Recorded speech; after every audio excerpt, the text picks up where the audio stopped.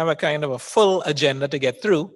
So I'm going to get things started here this morning. We are, if I'm to use a horse racing reference, we're in the home stretch of our 14th Caribbean Internet Governance Forum. This is the final day, and I think and hope that this would be the most interactive day of the three. Today we'll be looking at social media, and I suspect all of us in the room are internet users. And how many might have Facebook accounts? I don't really have one, but right? Facebook, how many use things like Facebook and Twitter and all these types of social media? In Instagram and exactly. But I'm sure all of us in here are internet users, and today we'll be looking at our wide range of services available on the internet and the implications for internet governance, the impact of it on society, and what maybe can we do or suggest that could, I don't know, maybe bring some order to all that goes on the net. There's a lot of scope and space for discussion, and I hope that we take advantage of it and come out at the end of the day with some very rich and insightful recommendations for future action. I mentioned this is the third day of the Internet Governance Forum. This is the only morning we don't have some sort of formalities to start. And we basically getting right into the program. So we've had some informative presentations. We've started panel discussions and workshops yesterday.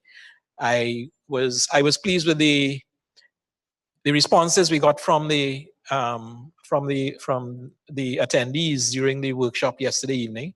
What we noted that it was a little late for some of the locals in terms of their normal daily schedule. Thankfully and fortuitously, the workshops that are scheduled today are scheduled earlier in the day. So the last workshop starts just after lunch, and hopefully we'll have a full house by then to participate. So we start looking today at the use of the internet and the impact of the internet on us in society. Social media, a little later on in the morning, quite a good show.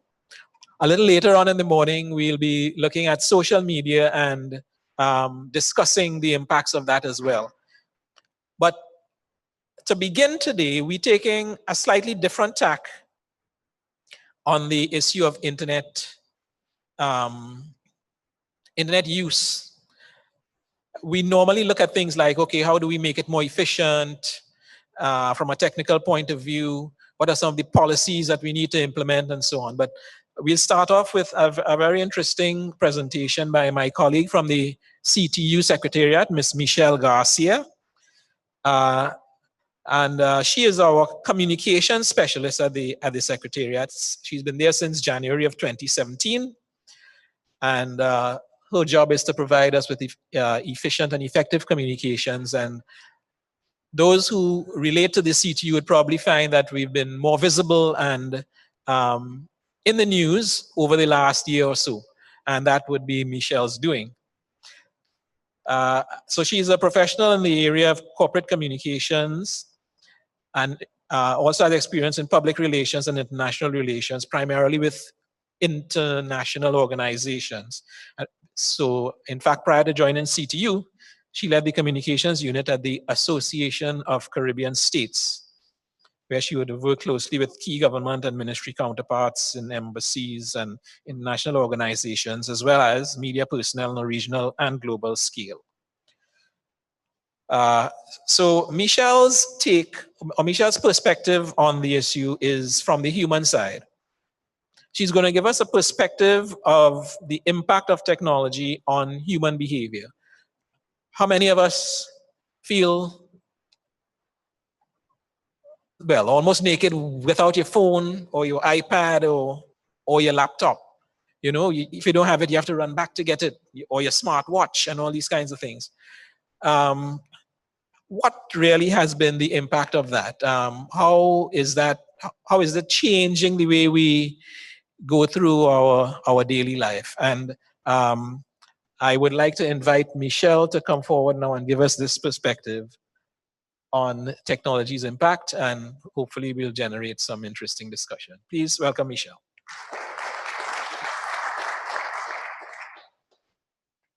Thank you, Nigel. Good morning.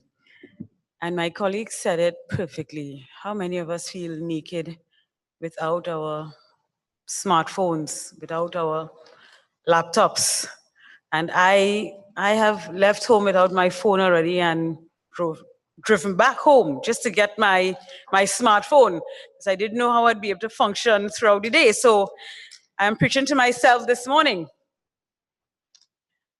All right, so the presentation today, we focus on the perspective of technology's impact on human behavior. Oh, thank you. All right. These things don't like me. I don't know. I always have problems with these clickers, but I hope it works today. All right. So welcome to the wonderful new world of information and communication technologies. What does it allow us to do? It allows people to connect to people and to devices globally, anytime, anywhere, on any device, to the information of the ages in real-time interactions through a multi-directional engagements. You see? All right. So we're going to look at the media then and now. Traditional media then and social media now. Content was created by a few. So you know the traditional media houses, CNN, BBC, TTT, for those of us who know TTT in Trinidad and Tobago. But now on social media, content is created by anyone. You know, I read an article that there are people dedicated to this. They just come up with news articles, fake news, fake stories, and they share this information on the internet. And people believe, because I don't know why, but we believe anything that's on the internet. And this report showed that, especially during the election time in the United States, Trump supporters, they consumed this fake news, this information, anything that was negative towards the Democrats or the opposing candidates, they believed. Media then gave us limited access by time and geography. Now, globally, information is accessible anywhere, anytime. So if something is taking place in Japan or Russia, we can see it as it is happening on Facebook Live or any other social media platform. And broadcast was one way. They rarely received feedback on the content that they produced. Now, if you read one article or even one incident, there are thousands of comments. Everybody has an opinion about everything. So there's a demand for two-way interaction. Time was limited with traditional media. Well, time is limited with traditional media, but now media is always on, relentless. People confess that they don't even look at the news anymore because it's in the palm of your hand. And when I say look at news, sit and look at 7 o'clock news on television, because even before the news can broadcast, it's already there. The information is already there in your hands. And there was control of access. Now, there are constant alerts. So if I do a search for shoes on Amazon, by the time I open my next page, an ad is going to pop up to remind me, hey, you didn't buy those shoes. Go back and buy those shoes. And even months from now, there are ads that are still popping up with searches that I've done on the internet. You helping me? Thanks. So let's look at some of, we're going to look at some situations that has caught our, situations that have caught our attention. A student chops off his mother's hand because she took away his cell phone. That happened in Trinidad and Tobago. Now, the mother, she did not press charges and she didn't give any information. So The student, he was not charged, he was not held. But this is a serious situation. It shows there's a deeper issue. Your mother take away your cell phone. So you reacted in a fit of violence and rage that he chopped off his mother's hand and even dealt some blows to her neck and back, from what I understand. My colleague and I were on a flight to St. Kitts from Antigua, and a mother took away her daughter's tablet. She seemed to be 3 years old, and she caused disruption in the entire plane. She was screaming, throwing a tantrum because she wanted her tablet. And eventually, the mother was forced to give it back to her so that this child would calm herself down. And this reminds me of an incident on a flight from Germany to New Jersey, where a child screamed for 8 hours constantly on the flight because there was no Wi-Fi, so he couldn't connect to the internet. There's another example there where a young man plowed through pedestrians in Toronto, killing 10 persons. Now you may wonder, what does this have to do with the internet? But he's part of a group called involuntary celibacy, also known as incels.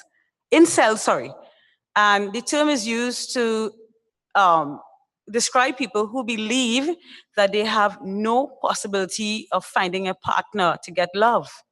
They have no validation or acceptance. And they would like to engage in sexual relations, but they can't. So as a result, they blame others who can. Now you might say that, well, these are introverts, yes, but through the internet, they're able to, the internet provides a wall or a veil where they can hide themselves, and they express themselves through online communication, but yet they have their own perceived reality of situations. They don't know how to engage in social interactions. Human to human contact, they don't know. So they blame everyone else. And this is the result of it.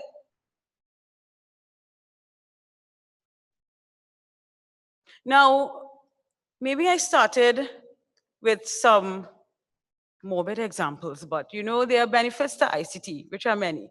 It provides access to information, it creates new business opportunities. Businesses are popping up on social media where people have online stores. Uber is an example of it, where they don't have a physical location. People are able to remain connected. It includes societies which would have otherwise been marginalized. It fosters e-government services. It provides access to education and economic development. However, there are implications, there are side effects. Stress. Yeah, and I know many, you don't have to raise your hand, but if you go to the washroom without your phone, what do? There are no magazines. What do? Stress, anxiety, intolerance, depression, isolation, mood changes, sleep disorders. Do you plan to go to bed at 9 p.m. or 10, but then you realize it's 2 a.m.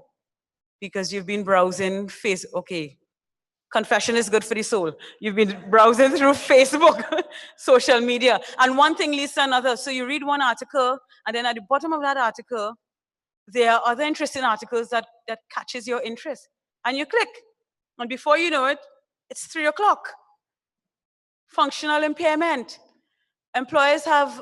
People aren't able to focus on the job anymore because they're so attached to their devices, to the internet. They want to know what's going on, how many likes they get. So there's a reduction in productivity. So what has access of information done to us then and now?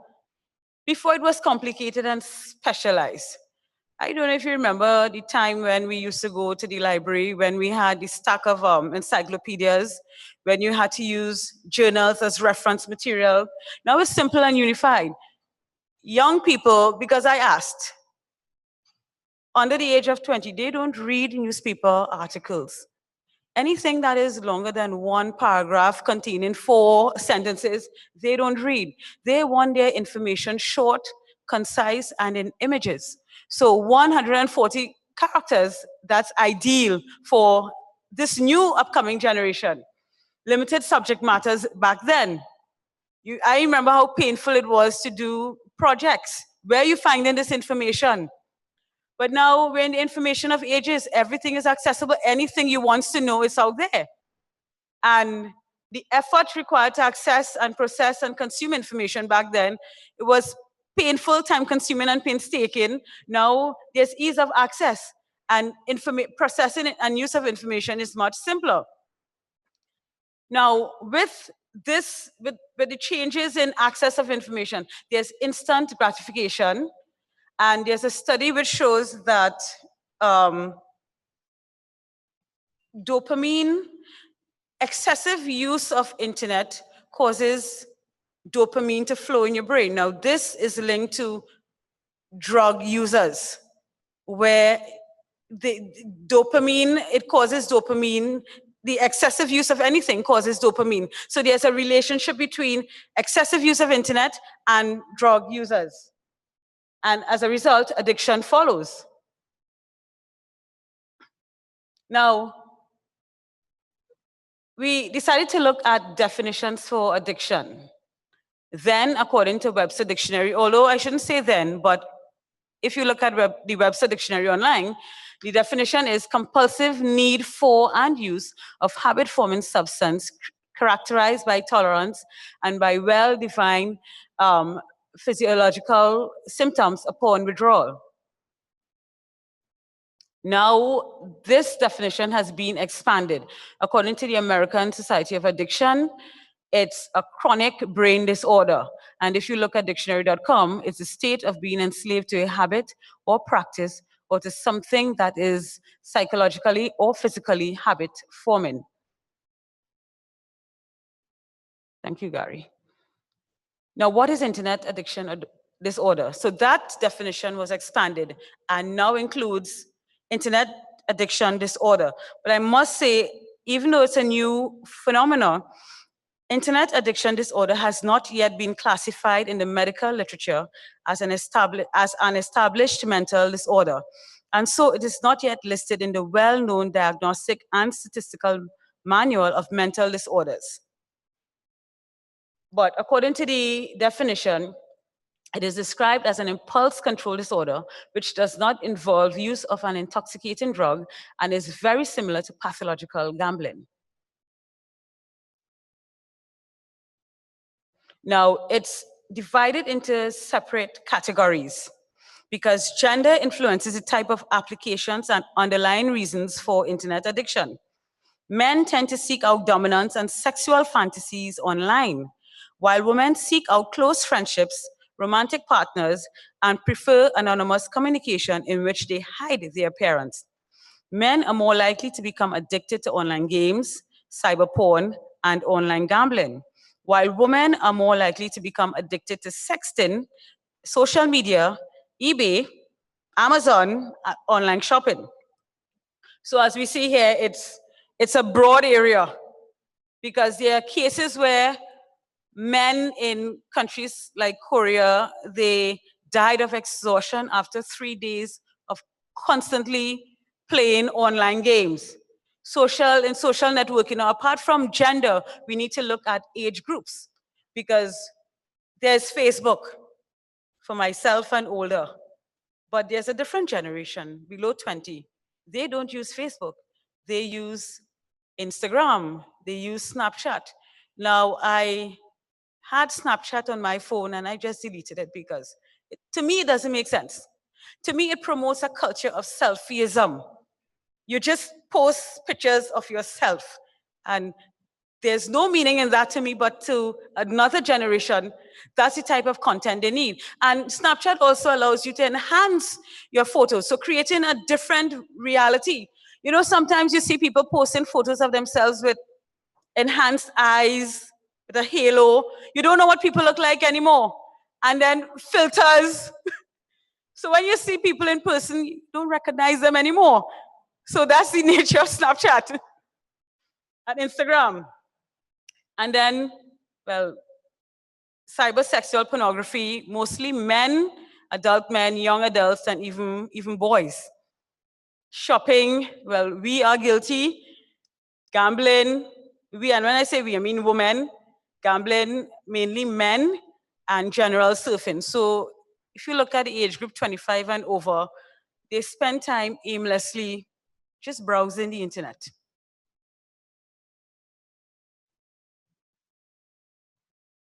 So are you addicted? Are you listening, or have you reached for your cell phone? Tell me more about how you see? This man confesses. Tell me more about how you're not addicted. Because a study shows that, that's my study.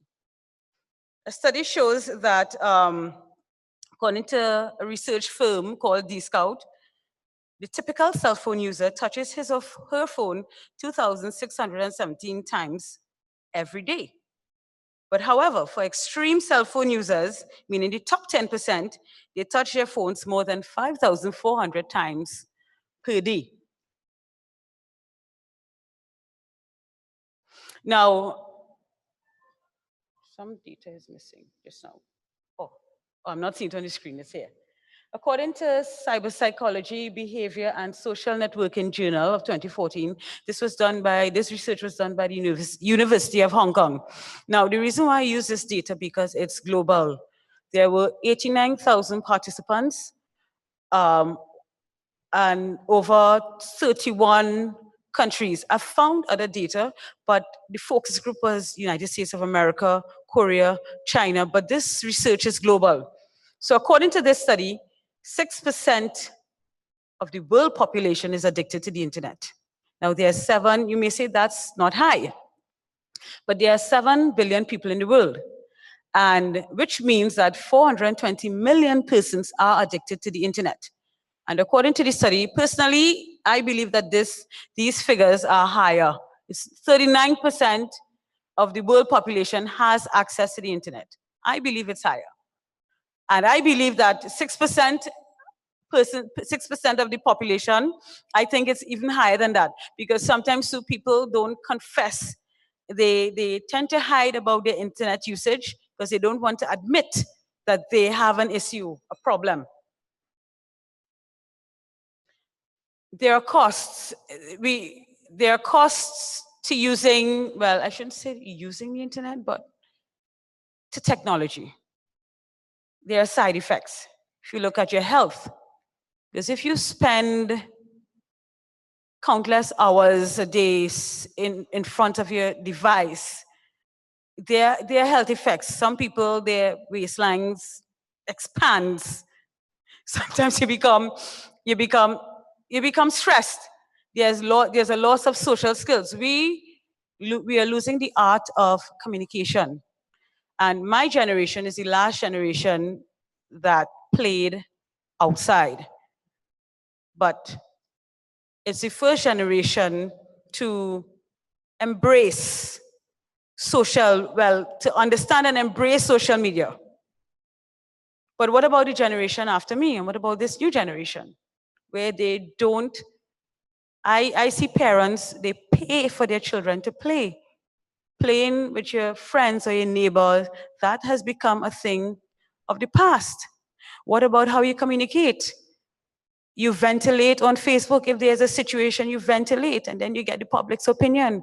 What about resolving conflicts face-to-face with human interaction? You waste time because you intend to spend half an hour just reading one article, but then 3-4 hours after, you're still connected to your device. Exposure to harmful content.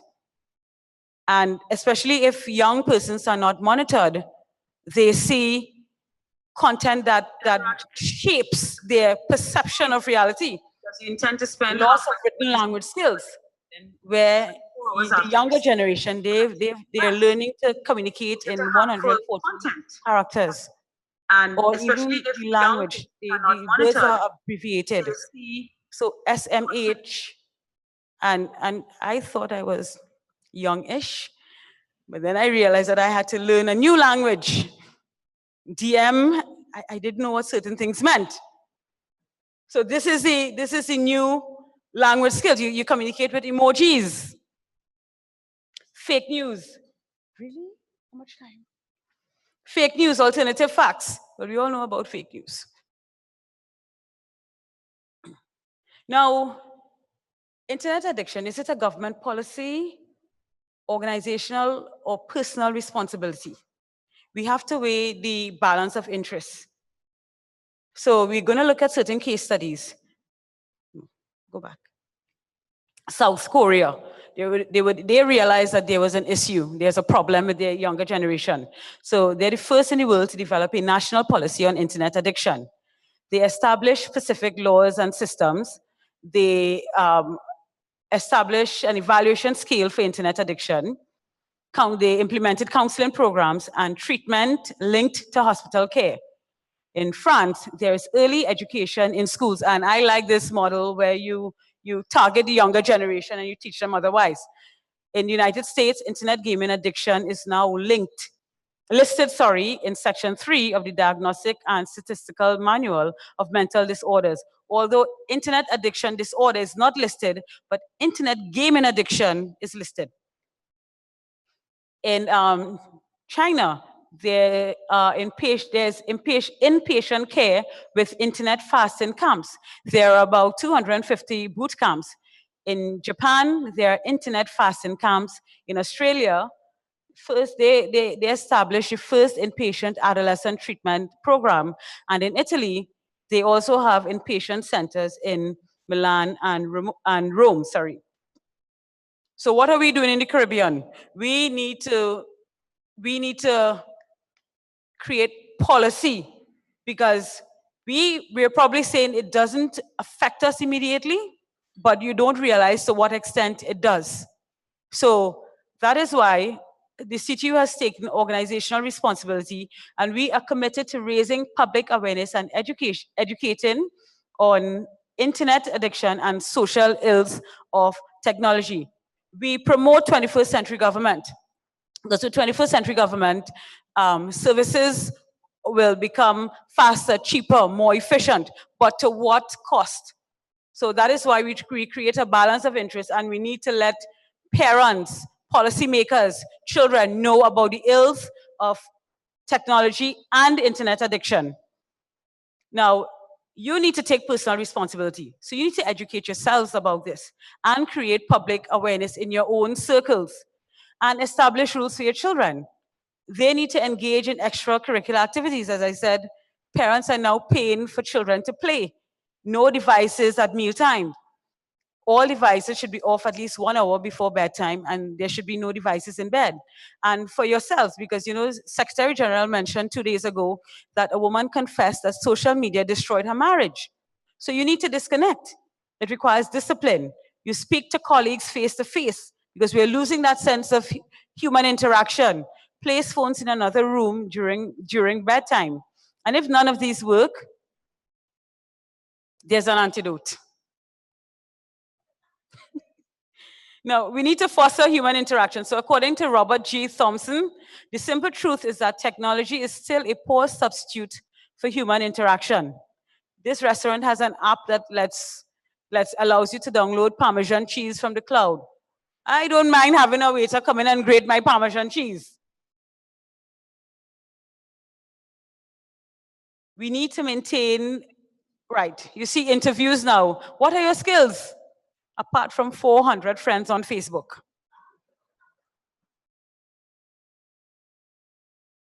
So if none of these work, you get help. You see a cyber psychologist, and this is a profession, cyber psychologist. So I urge you to connect responsibly. Responsibly, we are human beings. And my time is up. Nigel? Thank you very much.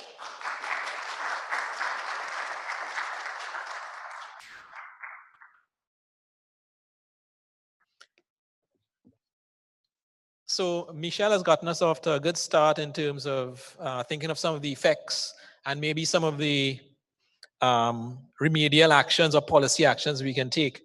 Later in the morning, we're going to have a workshop session where we want to hear from you in terms of what are some of the things that we need to confront as regards social media, and maybe who needs to do what as well. We'll continue with the experiences online, and our next speaker is Mr. Dion Olton. And Dion is the co-founder and director of the Caribbean Cybersecurity Center. He's based in Barbados, and he'll be coming, we went through his full bio in yesterday's session, so I won't go through it again for the sake of time. He's coming to talk to us about protecting kids and end users in a hyper-connected Caribbean. Michelle introduced the connection, the hyper-connectivity idea, and Dion will be coming to tell us about a campaign that they have, or an approach, part of which is the slogan, think, click, surf. So before you surf, and before you click and surf, think first. So I'll invite Dion to come forward now to make his presentation. Please welcome him.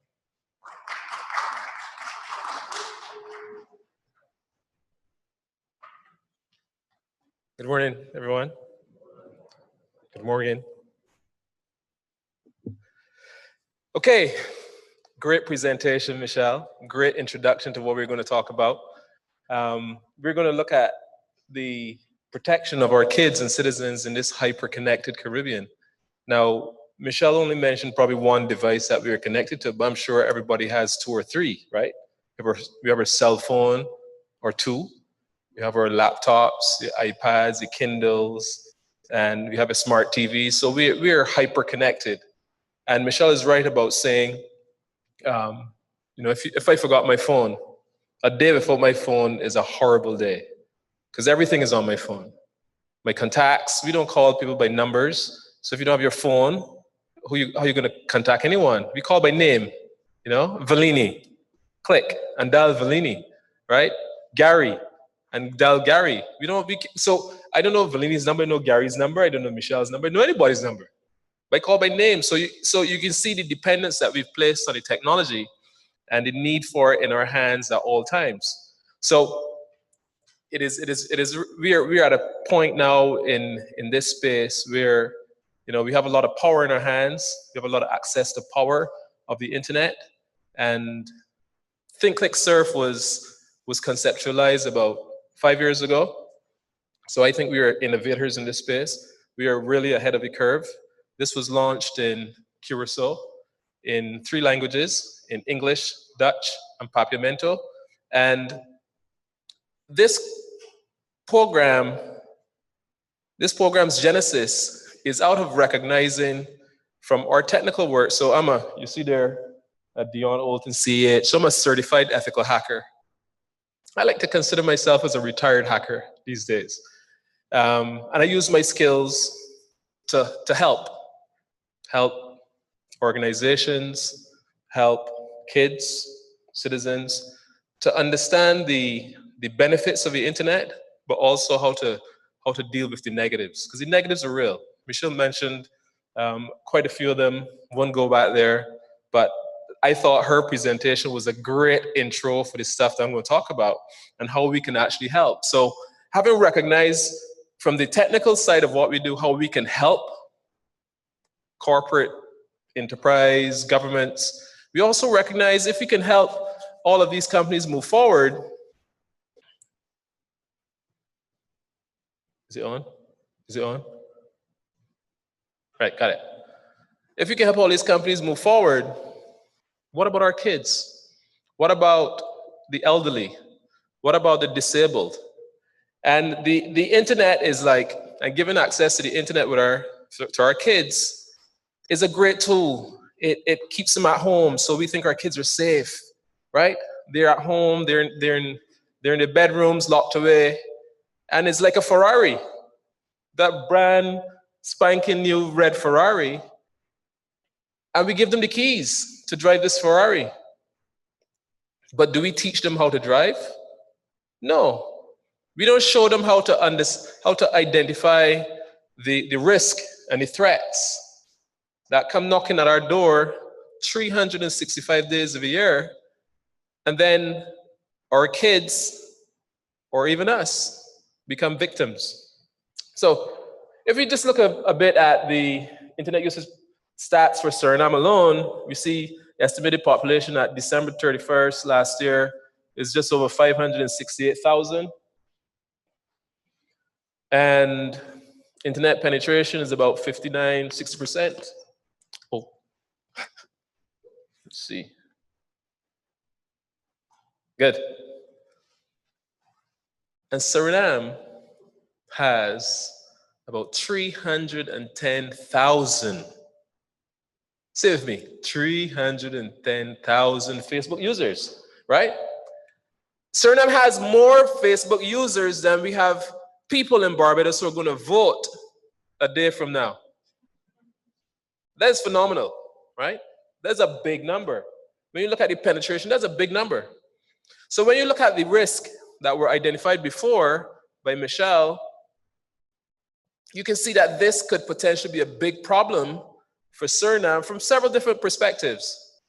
And I'm only going to focus in on the kids and the public, but you can look at national security. There's a national security implication of this hyperconnectedness, right? There's a national development or economic development component to this. And there's also the public safety, which is what we'll drill into a little bit, public safety, right?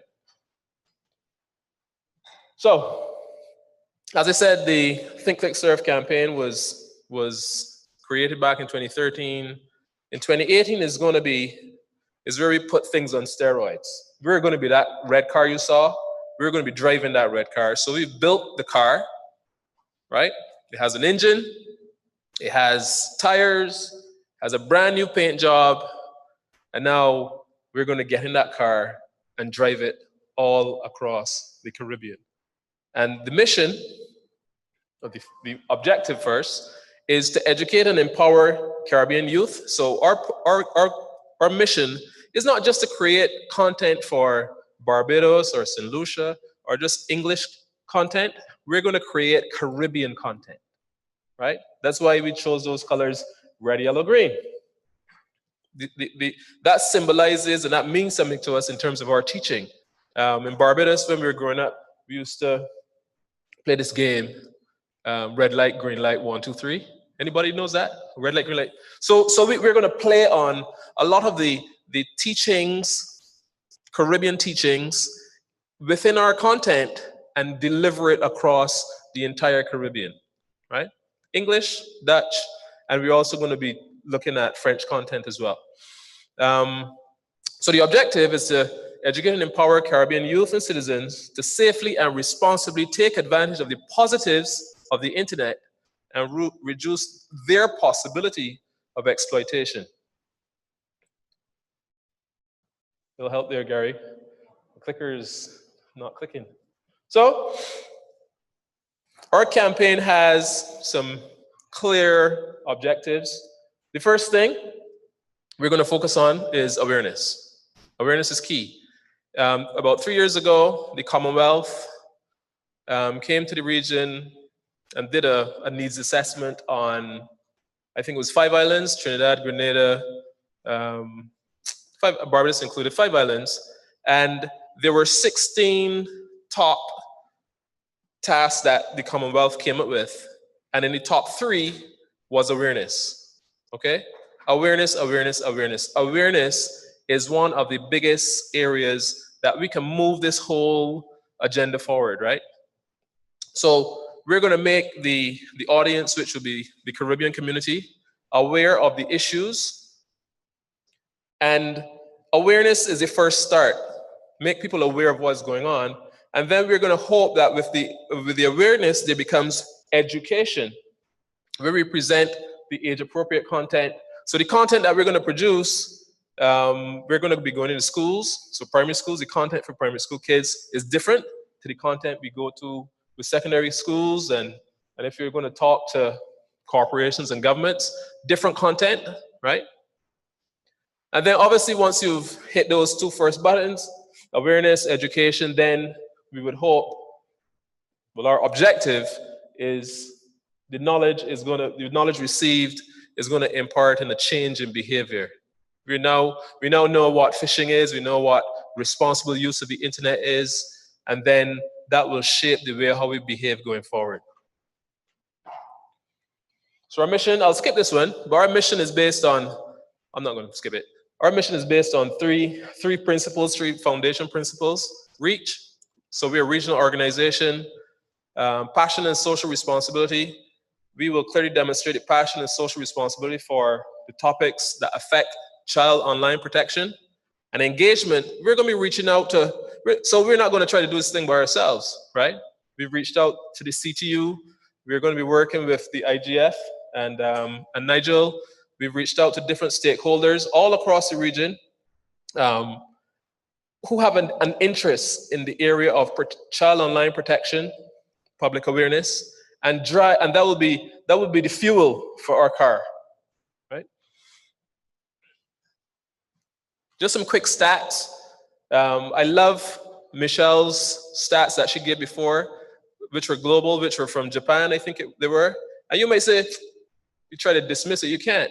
Because this thing called the internet is a global community. Once you go online, you're now a part of a global community, right? So these statistics from across the world should impact us. Don't dismiss them and say, oh, take a look at them. Let them resonate. A portion of those statistics will apply to your nation, okay? So we see 62%, 82% of online sex crimes.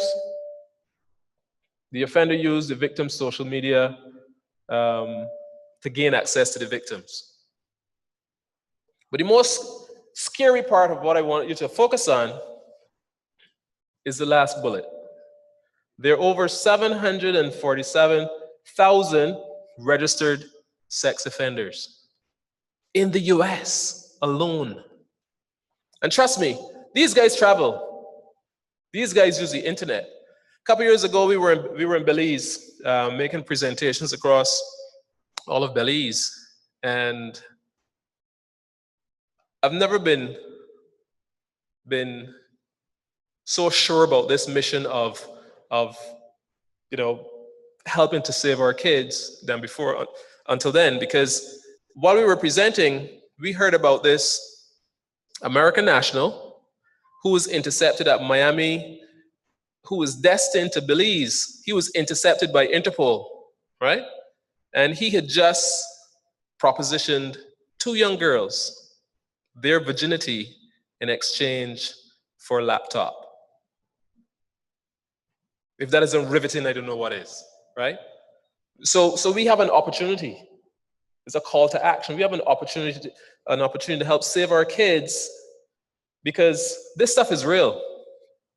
Last year, I think a 15-year-old girl was abducted by her Facebook user in Trinidad. And don't say, oh, there's only Trinidad.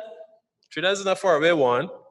Trinidad is a part of this whole community. So trust me, there are attempts in Suriname to kidnap kids on Facebook. Just might not be reported because the laws and the legislation in this region are not aggressive enough to force, disclosure of that kind of information and reporting of that kind of information. But there's statistics, just that they're hard to get at, okay? And then we see the disturbing fights and all the bad information that our kids seem to use on the internet.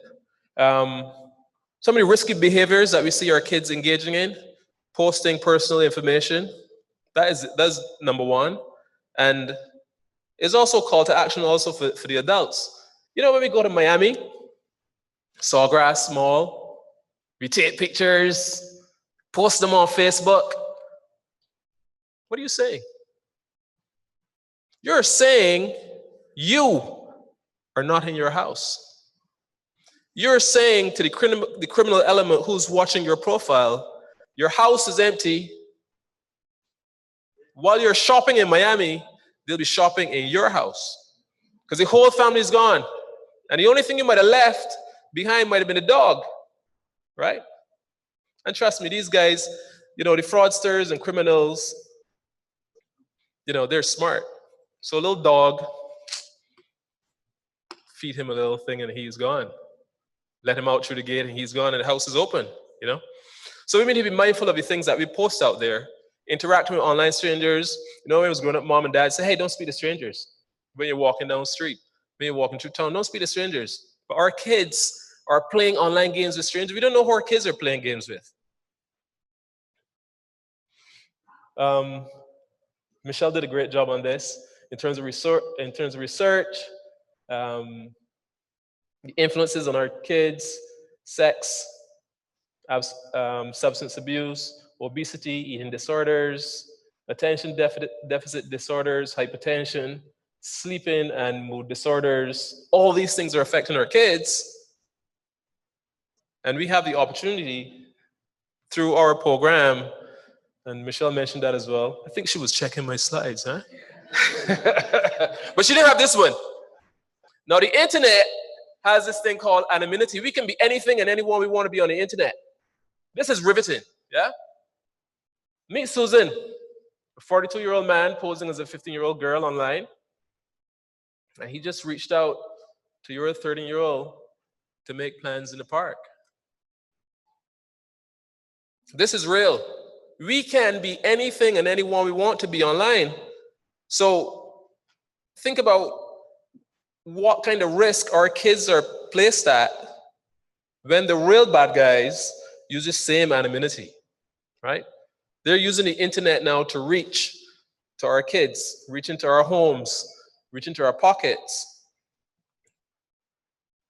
So we have created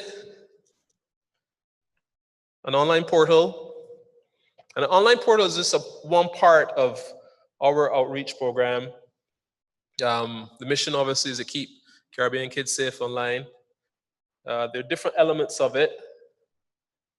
We focus heavily on cyberbullying and tips of cyberbullying. So if you need information, you could go here. There's a really great source. This was live since 2013. This is 5 years strong. And we're at the version now where we're going to transform it. As I said, the car is now ready to really hit the road. We're getting some sponsorship from organizations like UNICEF, who have a big interest in kids and keeping kids safe. So you're going to see this being transformed within another couple of months. And you're going to start hearing from us, even from our base in Barbados. Our voice is going to be so loud on this topic that you will hear us, because we've made some real strategic partnerships, even beyond the internet, to drive this message all across the region, right? So we're punching real hard. There's also an area for our kids, for our parents and teachers. We can save the kids, but we need the parents and teachers to understand what are some of these signals, what are some of these signs that your kid is behaving like an addict. You know, go outside. I have 3 kids, and from time to time I have to take away their devices and kick them outside. Go get a ball, go run around, go feed the dogs, you know? We as parents need to do that. We have to be the watch. I mean, despite they using technology and they're quiet and they're home, they also need to spend some time getting some fresh air and run around and be boys. I have 3 boys, yeah? They have to go outside and do that stuff. Then for every country, so our mission isn't just to blast. We're also going to put bring different countries online. So every country that comes online is going to have a face on our portal. So this is what it's going to look like. You know, we're also going to be having relationships with law enforcement. We can't do this without law enforcement. So all of the key stakeholders in this mission of keeping our kids safe online, we are going to have to reach out to. In terms of public service announcements, these are some of the key areas we're going to be hitting: internet predators, cyberbullies, data protection and privacy, key, right? Key, very key. And internet etiquette, the law and you. Our kids don't understand the law. A lot of the wrong things that our kids do online, they don't understand that there are laws on each island that have an impact or implication on the things they do. Age-appropriate content. This is the stuff that we share in primary school. So we get our kids to stand up and say the pledge. I pledge not to tell your name, tell passwords, only go on good pages, don't speak to strangers. you know, and it's riveting. Kids love that stuff. We've been all over the region already. As I said, we started in Curacao, Jamaica, St. Lucia, Barbados, and that's our last pick from an event we were at. And this stuff is real topical and interesting, right? So we've even sponsored a Kuduma band in Barbados, right? And represented, you know, social media. There's a virus over here. Virus over there, right? Facebook. And this was back in 2014. So again, you know, as I said, maybe we're ahead of the curve. We've done this. We've reached into all the different stakeholders in all the different areas to get this message out there. And the stuff that we're doing can really save lives. Yeah. So if any of you all in the audience are interested in being a part, sponsoring, you know, don't be afraid to give us a call, to donate, to contribute. You know, if you have whatever you have to contribute towards our efforts, it will be for the better good of the Caribbean, our Caribbean people, and our citizens on a whole. And I thank you for your time.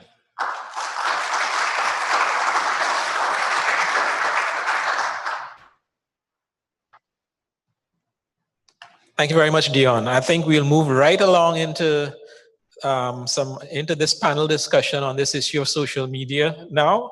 I think we've had two quite appropriate introductory presentations, and I'll invite the moderator of the panel, Mr. Kevon Swift, to come forward and take my spot there. Kevon, as you remember from yesterday, is the head of strategic relations and integration at LACNIC, and he will moderate this panel, and I'll also ask the other panelists to come forward, and he will introduce them. Ms. Jacqueline Morris from the Trinidad and Tobago IGF, Ms. Anushka Sonai, who is the CEO of Spang Macandra here in Suriname, and we'll have an online participant, Ms. Irene Quinones. She is in the Public Policy and Government Relations Department at Facebook. So we'll have TTIGF, Sprang Macandra, Facebook, and Mr. Kevon Swift from LACNIC participating in this panel. So, Kevon.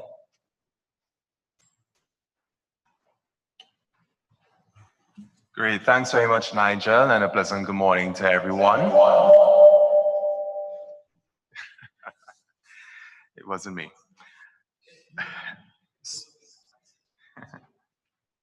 Great. So the topic for this panel, it deals with social media, challenges and opportunities of everyone having a voice. And the idea is that given that social media is one of the main topics that we have here at CIGF, we would like to identify, formulate, and build consensus at this 14th CIGF about specific recommended policies to promote effective governance of social media. And of course, speaking about effective governance of social media, we must be cognizant of layers of governance that complement each other. Yesterday, Mr. Carlton Samuels, in using his example on data protection, he spoke about enshrining principles in primary legislation and therefore having more flexibility in secondary legislation and policies, the regulatory scape, to be able to address and keep up with current trends. So when it comes to social media, of course, we have statutory law as one of our main governance instruments, but we also have to be cognizant, for instance, of community rules, which are decided among the users. And there's also opportunity for actual companies, corporations, to undertake private ordering, whereby they are inspired oftentimes by the law of their headquarters, or the law of a foreign jurisdiction, to choose specific legal provisions that they then enshrine in the contractual arrangements they have with users. They do that out of legal prudence to ensure that they are doing the best and the most responsible thing for their users. So this is just to be cognizant that there are different layers of governance. Not everything deals with statutory law. And I think one of the main things in mentioning this is that we're going to keep this in mind when we go through specific policy actions and specific recommendations that we would like to see for the Caribbean. At CIGF, there are 2 sessions dealing with this topic. We have this panel, of course, where we would like to have at this panel a discussion about specific opportunities and challenges. And then we will have a workshop afterwards where we will move into the key concepts and policies and regimes that can make effective governance of social media from a Caribbean perspective. I'm flanked by some very esteemed panelists. I have to my immediate right, Ms. Jacqueline Morris of the TT Mag, and Jacqueline needs no further introduction. I think we all are quite aware with Jacqueline and her introductions and presentations yesterday. We also have on the agenda Ms. Irene Quinones, who is in public policy and government relations at Facebook. She'll be joining us remotely. And we have, last but not least, Ms. Anushka Sonai. Anushka is the CEO of Spang Makanda, which provides marketing services to entrepreneurs and corporations. She's a certified online marketer and has been very active in efforts of Spang Makanda to promote the ICT sector and regionalize creative industry and to improve the digital ecosystem.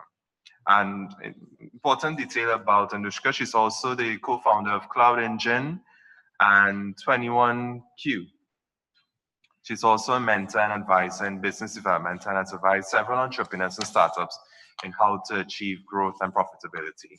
I did a bit of injustice to Ms. Irene, who is with us online. Irene is a Salvadorian lawyer with 7 years of experience in public sector law, having worked as a litigant in front of administrative courts and as a consultant for different public entities. She has also worked at the President's office in El Salvador as a legal specialist in public sector reform policies. She's a Chevening scholar and completed a master's in public administration and public policies at the University of Birmingham in the UK. And in 2017, she joined Facebook's public policy team, and she oversees public policy for Central America, the Caribbean, and Mexico, with a special interest in online safety issues and platform integrity. I think we have quite a number of experts here, so without further ado, I'd like to hand the session over to Jackie, who will lead us off with the initial presentation. Okay, good morning, everyone. Right. Yesterday, I briefly mentioned that one of the 3 panels we had at the 2018 Trinidad and Tobago IGF was a panel on gender activism online. And that panel discussed the positive value of online interaction for members of minorities, such as LGBTQI persons, youth, and women who have been harassed or victimized, etc. We hear all the time, you've heard all this morning about the negative aspects. Now, yes, it is true that while online, people self-disclose or act out more frequently or intensely than they would in person. That's the online disinhibition effect, and it can work in 2 ways. One, you can have people share very important, very personal things about themselves. They can reveal emotions, fears, etc. They can show unusual acts of kindness and generosity, going out of their way to help others. That's benign disinhibition. That's the one we don't hear about much. The one we hear about all the time is rude language, harsh criticism, anger, hatred, threats. People visit the dark underworld of the internet, pornography, crime, violence. And these are some of the things that they would never really explore in the real world. And that's the toxic disinhibition. This is the part that we see in the news, that we see in presentations, people talk about, that we want to stop, that we want to protect our children from. And as I said, everybody talks about that side. But I want to talk about how some of the factors, such as anonymity and invisibility, can support people, especially teens, and how it can actually prevent negative behaviors. Some of the factors that affect this inhibition are, well, there's 6 that are often quoted, and the first one is dissociative anonymity. When people are anonymous, they find an opportunity to separate their online activity from their offline selves. So you can compartmentalize your online self behind a little mask, and you feel less vulnerable about self-disclosing. So you can say things that affect you. You can talk about things that were hurtful, that were painful, and you have a sort of buffer. So you're not opening yourself up publicly as if you had, for example, say, if to testify in a rape trial. It's much easier to talk about something terrible that's happened to you when you feel anonymous than when you have to go out there and watch all these people who might be judging you. And invisibility. Even if somebody knows your name, your basic identity, the ability to be unheard and unseen acts as a powerful factor in allowing people the perceived freedom to do things online that they wouldn't normally do. When we're dealing in an asynchronous manner, somebody posts, a little while later, you respond. It's not an immediate face-to-face synchronous interaction. When that happens, you have more time to consider what you're going to say. You can write a post and then say, oh, I'm not ready to post that yet. And you can build yourself up, build up the courage to go and post that thing. And it's also much easier when you post something and you go away. You don't have to deal with an immediate reaction. And then this is one of the fun ones. It's solipsistic interjection. When I talk to you, you see my body language, my face, my words, all of this forms the kind of person you think I am. When all you're seeing is the text, then you can build up the kind of image in your head of who that person is that you're talking to. And you assign attributes to that person, because we need to fill out a profile of someone when we're building a relationship. So you get an imagined persona. So you can imagine that this person's safe, that these people in your online group are safe. And that allows you to express yourself more clearly. You feel free to say and do things that you wouldn't do in reality. And there is a disassociation from reality when closing off a browser or putting down your phone. If you've been in something that's extremely emotional, whether positive or negative, you can escape that individually, right away. You can shut down, you can go away, you can leave the room, you can leave the house, you can go for a run, you can go to the beach, you can get away from that overwhelming space. And there's also minimization of status and authority. So people become equal. So you can talk. You don't think, I'm 16, I can't talk as well, I can't be discussing these things because nobody will pay attention to me because I'm only a child or a teen, or because I'm a woman. Or you can feel as if you're talking to peers, and that allows you to embolden a person, you know? So there's been quite a bit of research around the topic of anonymity and its use in nonverbal communication. And there's a propensity for anonymous online users to suspend their consciousness of consequence, and hence they're less inhibited in their expressions. The elimination of identity acts to reduce social cues, which has deregulating effects on communication. So you can be freer to talk about things. And this is where you get things that are really, really important. if we have interaction that is based on benign disinhibition, it's productive to the users. There is a process when you share this sort of thing. There's a process of self-actualization because you can develop yourself and understand yourself better. This is why it's really a very important social act for especially teens. I'm saying not the toxic, the benign, because that way they can interact with people, they can consider things, and they can build their own self, their own senses of identity. All right, they become self-actualized. Now, to go into something that's like an example, we all heard about Me Too. It's a very big one, big movement that came up. And a lot of these stories that were shared were extremely personal and painful and shameful for some of the women who shared them. They were able to do that because of the anonymizing and invisible nature of social media. It's much, much easier to talk to an invisible benign presence than to a known, possibly judgmental person, especially someone whose opinion matters to you. So something happens to you, do you go talk to your parents, your friend? It's difficult. That's part of the reason that that a lot of people say, if you need help, go to a psychologist, somebody that you don't know.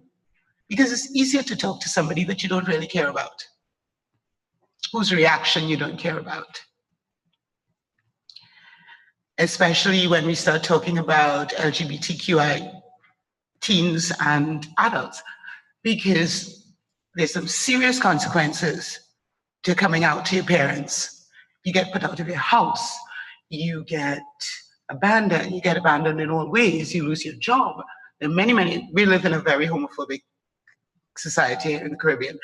And online spaces, there are safe online spaces for people like that, where they can discuss things, where they can realize that they are not the only one, that there are other people going through these sorts of things. And these things actually prevent suicide, they prevent harmful behavior, they prevent self-harm in these populations.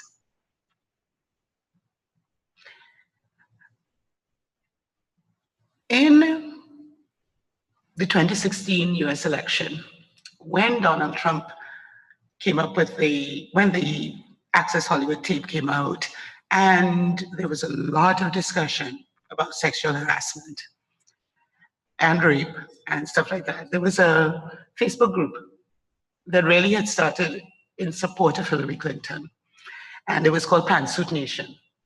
And somewhere around that time, people started sharing their stories in there. And it was some of the most painful stuff you could possibly imagine. But they felt very comfortable because of the anonymity and the fact that they felt it was a safe place. You just finish up with a comment from a woman who posted in Never Been Raped, Never Reported. And she said, I got an overwhelming response the night I posted. There was one person, what she said was, we stand with you, friend. And that one made me cry. And admitted, that one made me cry. And then there was one that told me I was extremely strong and brave for doing what I did. This for me was overwhelming because I didn't really think that anyone would listen to me or say these things. I didn't really expect any response at all. And the next thing you know, I got comments and likes, and I was just like, oh my God, what is going on here? And I felt so much better and so much stronger. And that is what some online social media spaces can do. It's not only the bad. Thanks.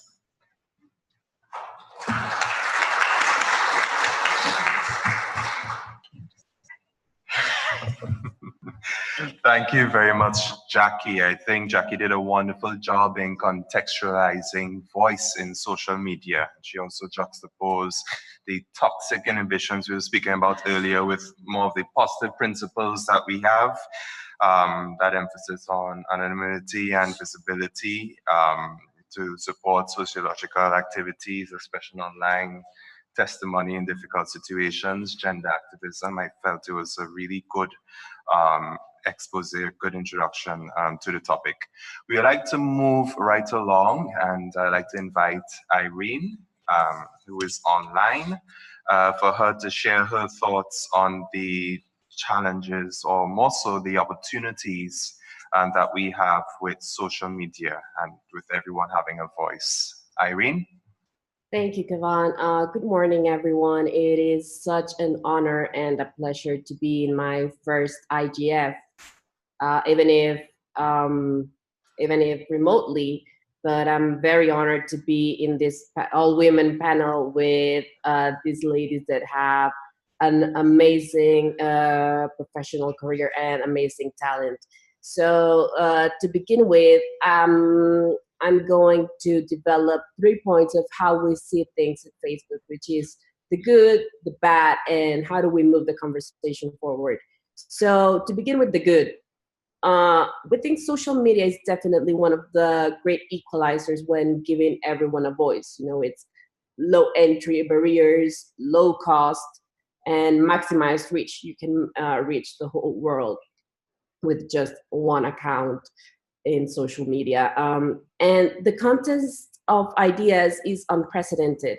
We have today much more information diversity, and people have many more choices about what they consume. Social media provides a platform for sharing diverse views and information, even more than traditional media ever has. Jacqueline just mentioned many important examples about LGBTQI topics that are not spoken about in some regions, in some cultures, can be openly spoken about in social media. And on Facebook, we have also seen and learned from how people are using social media, from people organizing social movements with national and international impact, small businesses and entrepreneurs growing thanks to the low cost of advertising and reaching customers on social media. Also, people finding and forming communities about issues they care about, and also generation of well-being. There's research among all the positive and negative research about social media. There's also research that says that as we connect with people we care about and we interact with them, we can feel more connected and less lonely. That's opposed to passive consuming of social media, you know, just liking articles and reading articles, for example. But there's also bad, of course, as we know, as the lines between the online world and the offline world start to blur, and whatever happens in the offline world translates automatically into the online world.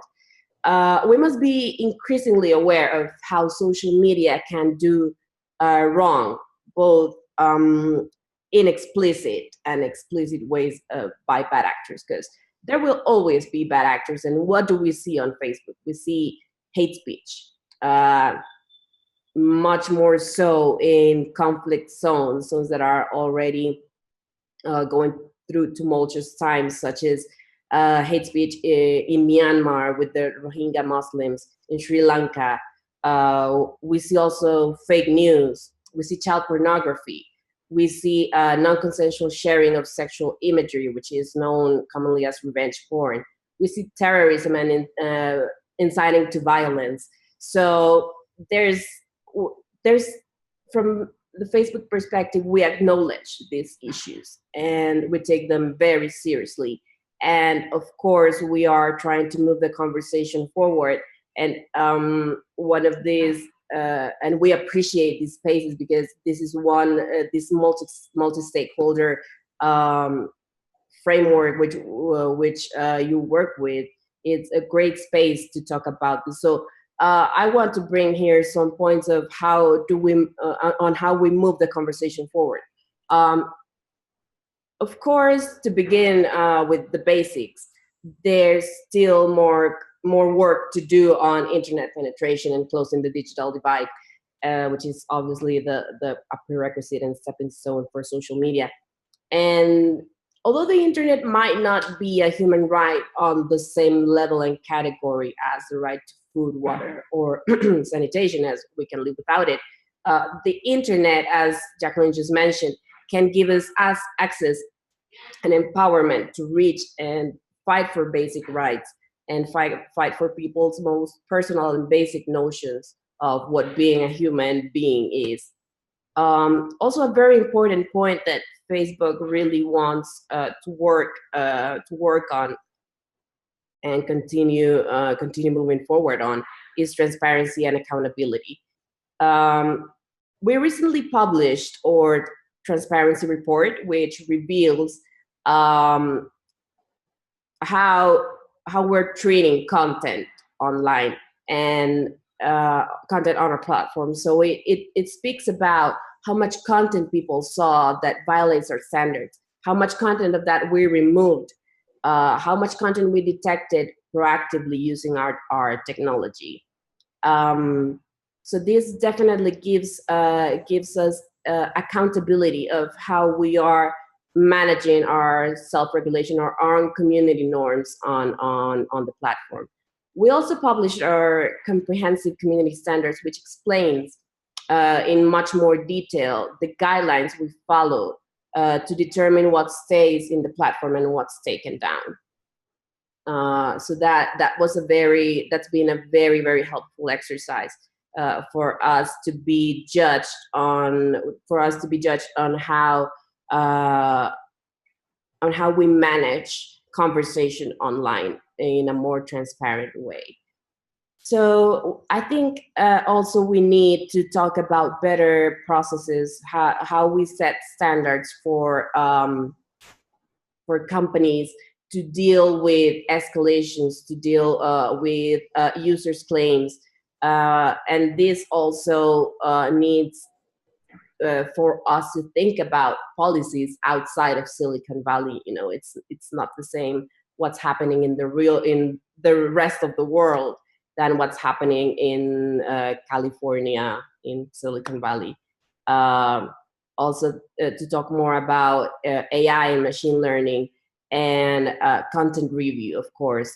Facebook is trying to really expand their content review workforce to be present in every world and understand in every part of the world and understand the context in which a certain post is being made. If it's hate speech in Myanmar, it's definitely a much more incendiary situation, as we've seen. So we need workforce that understands what's going on in that part of the world to know how to deal with it and to know when it needs to be taken down more precisely.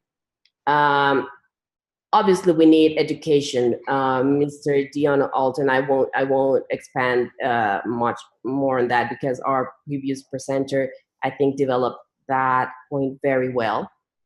And finally, I think we need to also talk about the intermediary liability protections. Definitely, we recognize at Facebook, we recognize there's a legitimate need for some limits on speech, and those limits are reflected in what we call our community standards, which I just explained how we have expanded our explanation and our transparency in them by being more detailed on what is allowed and what is not allowed on Facebook. And although there's a lot of temptation in countries to control content on social media, we still believe there's a need to protect intermediaries from liabilities, not only to withhold the incentive of platforms to host third-party content, but also to protect freedom of expression, which I think is basically what we're talking about, giving everyone a voice, giving everyone the power to express themselves.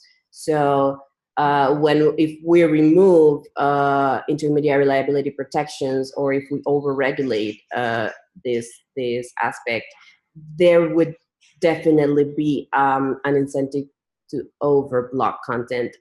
I'm sorry, and that's something we definitely would see harming this open space for open ideas.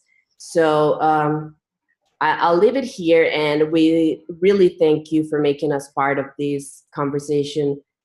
We acknowledge and honor this multi-stakeholder approach and this multi-stakeholder panel we are at, and we thank you for making us part of talking about how we move this forward.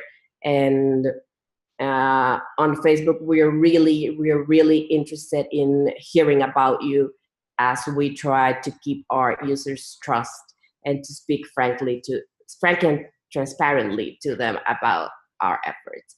So I'll leave it here, and thank you very much.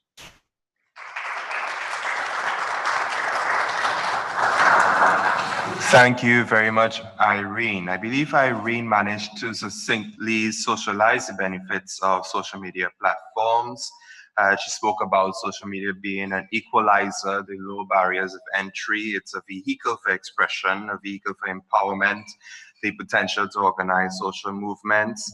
And I particularly liked how Irina touched upon some of the company focus actions to improve social media governance. She had spoken about the ability of companies to be able to set standards, to know how to escalate particular issues, the importance of education, the limits to freedom of speech, which can come through community rules, and of course, the need to protect intermediaries from liability, and understanding that whereas states may want to have a heavy hand on content regulation, there's actually,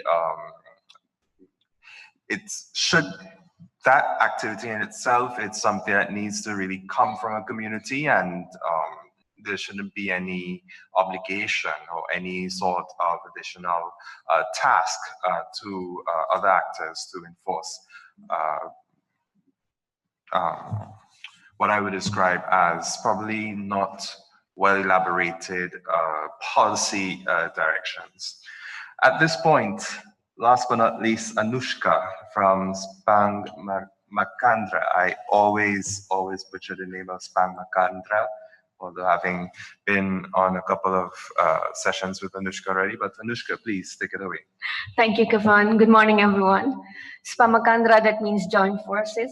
So maybe that helps you. Like it's collaborating, partnering with people, working together. It's in our local Creole language, which is Sanang Tungo. So that is what Spamakandra means. This morning was all about lots of challenges with everyone having a voice on social media. I would like to flip that dilemma. Everyone has a voice on social media, so everyone can share knowledge. Everyone can earn an income, and everyone can help diversify the economy of the Caribbean.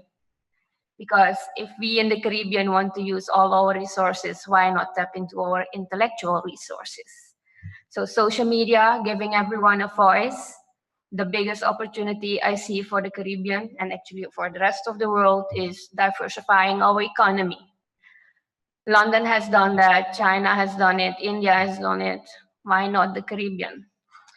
Yes, there are challenges, but there is also knowledge.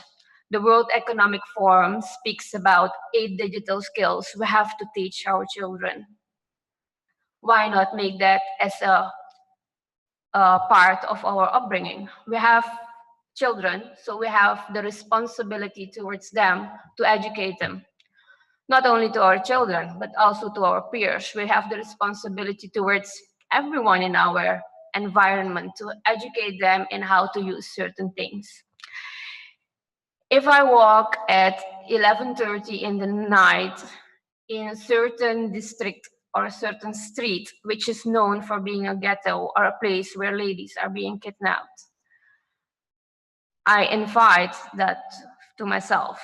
if I talk to strangers, I give them my personal information. I just have to walk across the street, sit in the bar, hang out with strangers. I invite the same challenges I invite when I talk to strangers through social media. If I have rules offline, why don't I apply them online as well? Why am I not aware that if I can't talk to a stranger in real life, that I shouldn't be doing that online?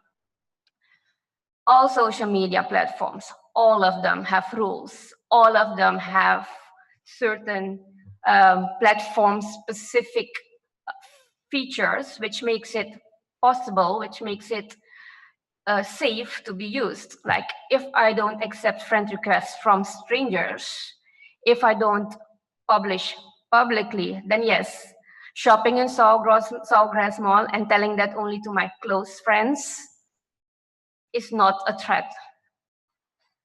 It's maybe even an opportunity to tell my neighbor, I forgot to tell him that I'm away, so he has to take care of my house also. We have to flip the dilemma. Everyone has a voice, but every platform also has things like if you see a profile and you think it's suspicious on Facebook, on Instagram, on anything, why not report it? We are all equally responsible for the safety of ourselves and everyone using social media.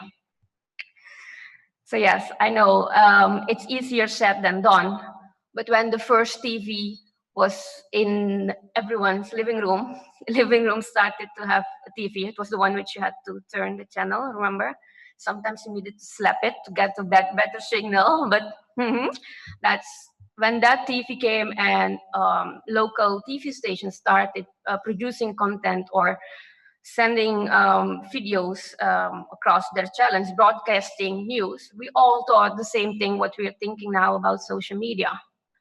But we survived that. We have special rules for when the TV can be on and when it can't be on. Like, we don't wake up in the morning and as breakfast we give our child, okay, here you have some Bounties, Twix and Mars or chocolates or anything. No, it's all, you have a plan for nutritious food. Why not have it for the use of our smartphones? Yes, we have been speaking about the challenges for consumption of everything online. But how about creating things online and earning an income with them? As a digital entrepreneur, I see lots of opportunities in social media and in having access to markets which are not just within a certain border or having to catch a flight to do this talk. I mean, Irene is a perfect example of how technology, social technology, mobile technology, any technology can help us reach out. So yes, everyone has a voice and let the good win over the bad or the evil. Let's work toward that. Thank you.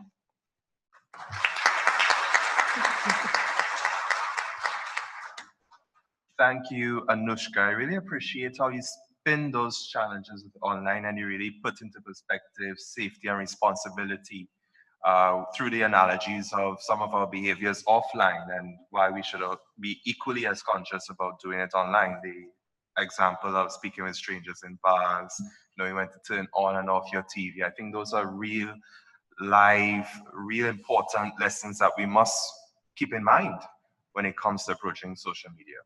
So we're going to move on to another segment of this panel. It's going to be the question and answer segment. I would like to first kick off this segment with a question of mine.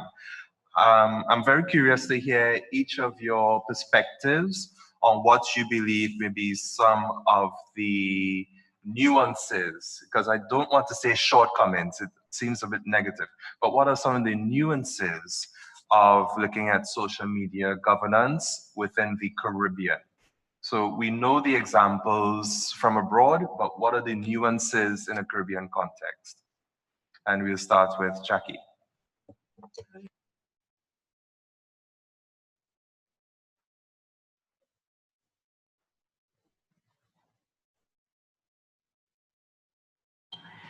So Kevin always likes to put me on the spot and say, go first.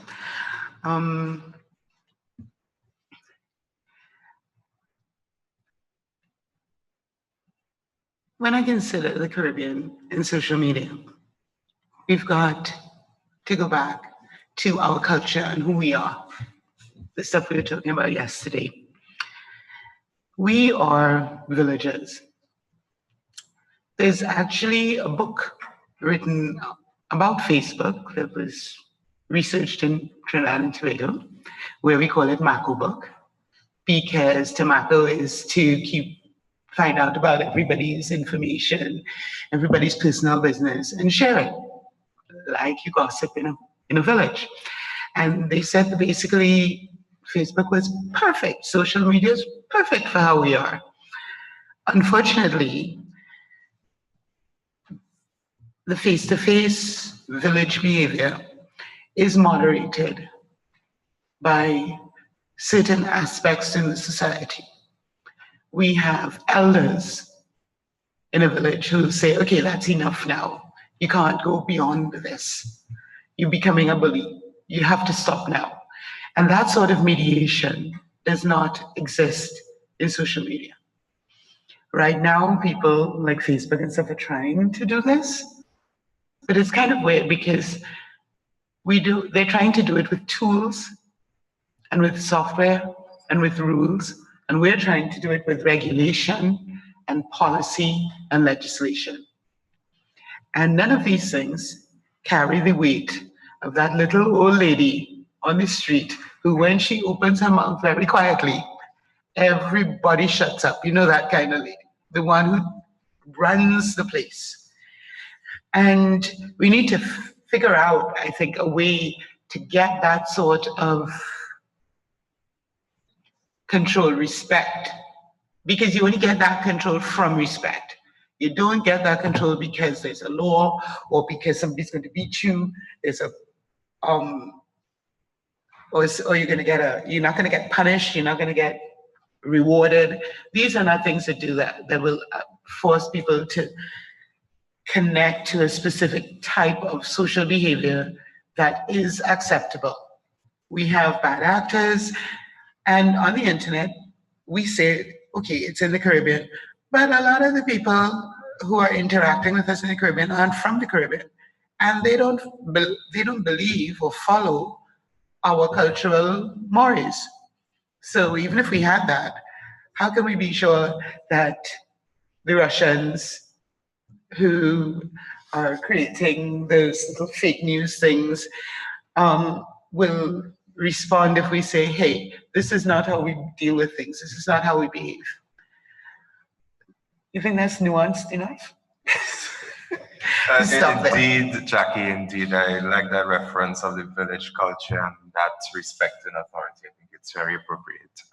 Irene, nuances for effective social media governance that you see within Central America and the Caribbean? Yeah, thank you. I think this is part of what I was talking about creating policies that are much more in context and much more in touch with different regions. And I am not an expert for the Caribbean. As for now, I think Jacqueline mentioned very particular aspects of the Caribbean culture. But what I can tell you is that our community standards are made in such a way that we respect the different, knowing that there are many cultures and that, for example, nudity is taken as in some regions, in some cultures, in some religions, as a very sensitive topic. Our community standards have tried to take that into account and create and try to respect those nuances by creating a much more safer approach, a much more comprehensive approach into these very sensitive topics. And for example, one of the nuances that we have in the Central American region, which is where I am from, is how social media is being used in the democratic fight for governments respecting institutions, for governments to be accountable, for governments to respect human rights. So I think those nuances have to be taken into account so that we help these movements flourish. For example, a very particular case is Nicaragua at the moment, which is going through a very tumultuous time as they try to show the government that they are tired of this regime that has been on for more than 12 years now, if I am not mistaken. And they're trying to bring this conversation on social media. Students from universities are trying to show the government that they won't accept the way they've been treated, the way they've been repressed, the way the government has been benefiting from their power. So this is a very particular nuance that we're seeing, and we are seeing a lot of conversation around political issues, around opposition, about how citizens should not accept authoritarian governments. And as we see this on Facebook, we have also seen a lot of reports that say that governments have been systematically creating accounts to try to manage and manipulate the conversation. And this doesn't happen, of course, only in Nicaragua and Central America, but in the whole world. So I think we need to take all those good uses and bad uses in many topics, such as democracy, for example. And I think that's something that platforms such as Facebook should have much more knowledge, much more sensitivity, and to open up our eyes definitely to what's going on in the different regions of the world. So definitely, I think those nuances are what are going to drive the way we think about them, the way we think about governance on those aspects. So I guess I would say we are much more aware of them, and we definitely need to think about, as I said, policies outside of Silicon Valley, and start thinking about those nuances that will pave the way for effective governance of social media. Thank you very much, Irene. And if I may paraphrase, I like how you spoke about the tools, for instance, community standards, and how in Central America, social media is becoming almost a new public sphere for the public at large to speak out against authoritarianism. So I'm just paraphrasing there, but I believe we have well captured the point. Moving on to Anushka. Well, I think a lot has been said, but the real governance of social media or anything online, I think the power of that will be with the crowds. The crowd will decide what is allowed and what is not. And the crowd has the power to make a distinction in what is it that we want online. And as we get more educated, more aware about certain situations, like fake news isn't around for today. It has been for ages. But once we get this, like, you will see, if I have to believe all my Facebook posts, all the posts that comes up in my newsfeed, no one should die from cancer, because then lemon can help against it, then sour shop, than anything. So what we need to have, what the crowd needs to have, is like an attitude that it should be a habit to check whether news is it a hoax or is it true? Is it?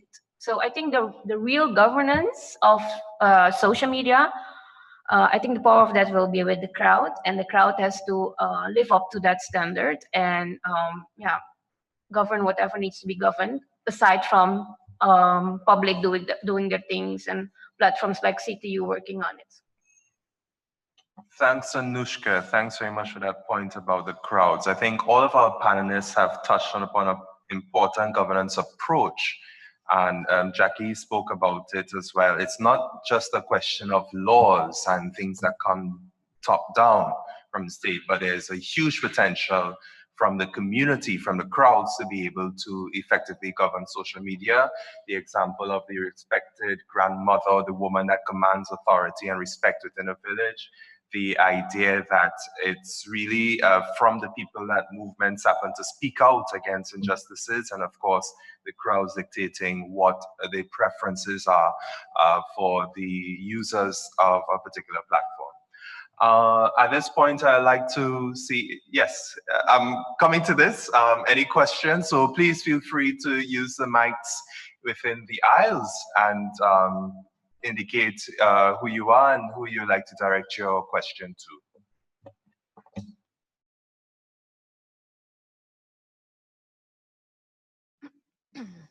Okay, good morning, everyone. My name is Valini.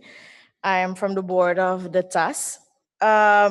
First of all, I'd like to thank Anushka, Jacqueline, and Irene for their statements. I think all of them made very good points from different perspectives of how social media is used and how you could look at it as the public and, of course, as the regulator to see how it is really used.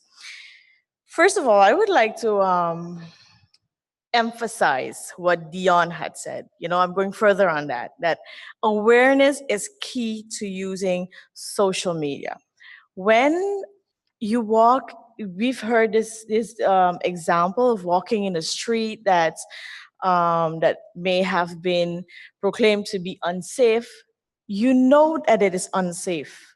There has been some information that you have that it has been labeled unsafe. So when you walk there, you walk there, you're walking in an unsafe street. So you first need to have that information and awareness that that road is unsafe. So that is where we need to start. I think it's key. Awareness is key in all of this. I think we all need to understand that you first need to know what is happening with your information when you post something, and we need to know what is your responsibility as a user. What happens, because what did social media do to us? It gave us an output, you could say, of the freedom of speech and expression. That is what it did. But we didn't realize that the whole world is watching while I'm giving that freedom of speech and expression. And we need to understand that there comes certain responsibility with that. If I have the ability to post something, I feel very frustrated with Kevin because Kevin has something on that I don't like and I'm posting it on Facebook. I need to understand Jacqueline's gonna see it, Anushka's gonna see it, and it has impact. So that is, I think, those are the points I wanted to make and ask the panel how they think about it, because Anushka put it, has a more entrepreneurial perspective, Jacqueline a more personal, and Irene a more public. So yeah, I would like to hear how you guys think about that.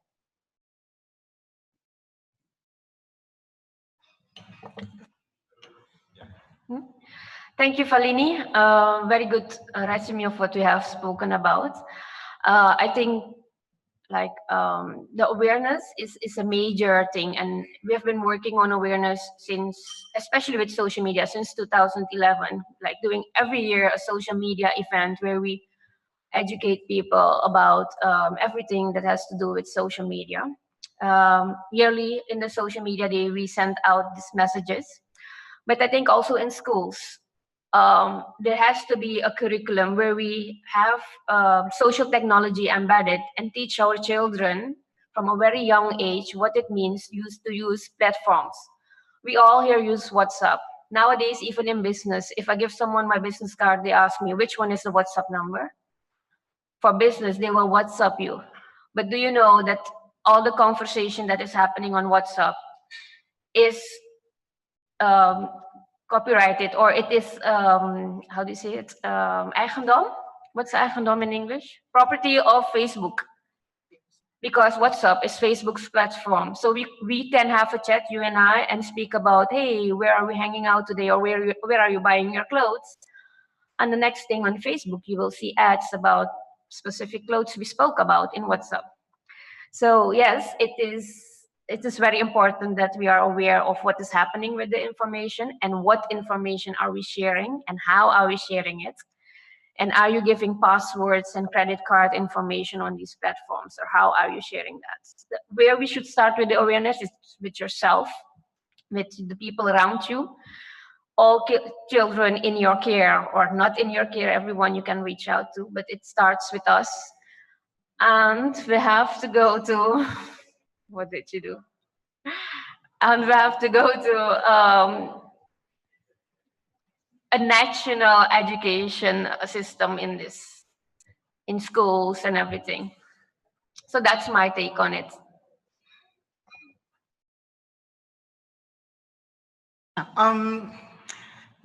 With regard to awareness, I mean, I did talk about education a little bit yesterday, and media literacy is something that's extremely important.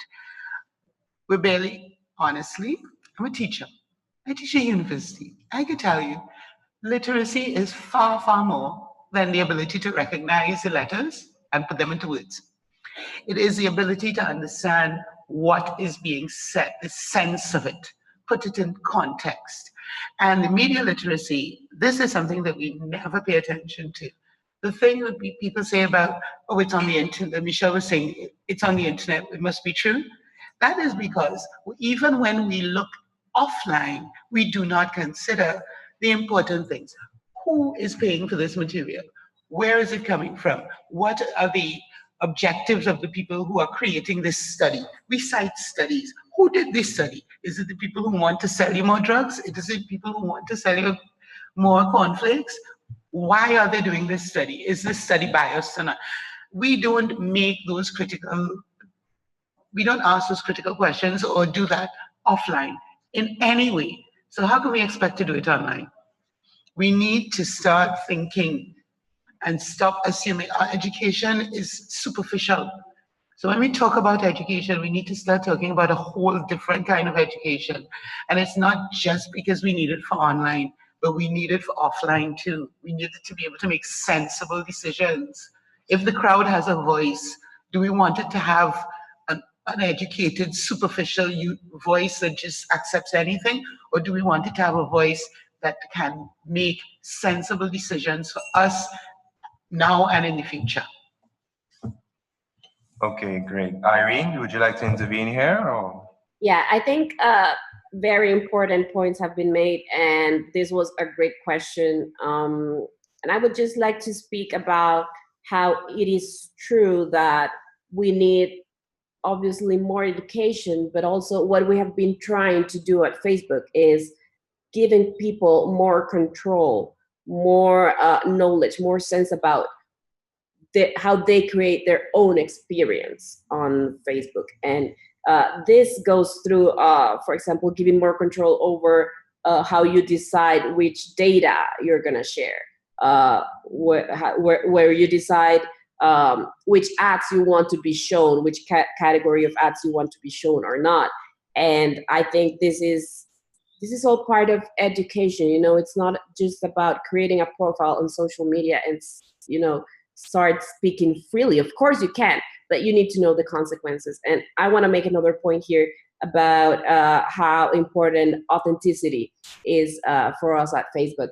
We have a full authenticity policy, which means we don't allow fake accounts, we don't allow fake names. We really want you to be yourself, your true self, from the offline world to the online world. And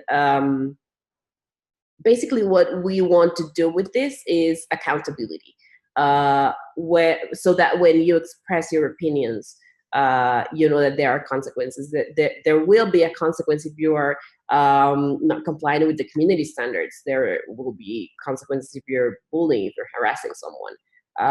There will be a positive consequence if your comment gets praised, and you get to start a very meaningful conversation, and hopefully meeting people who are like-minded. And you can form groups around common interests just by sharing your opinion on something. So I think that those are some points of how we see it at Facebook, how people need to regain control of what they do online.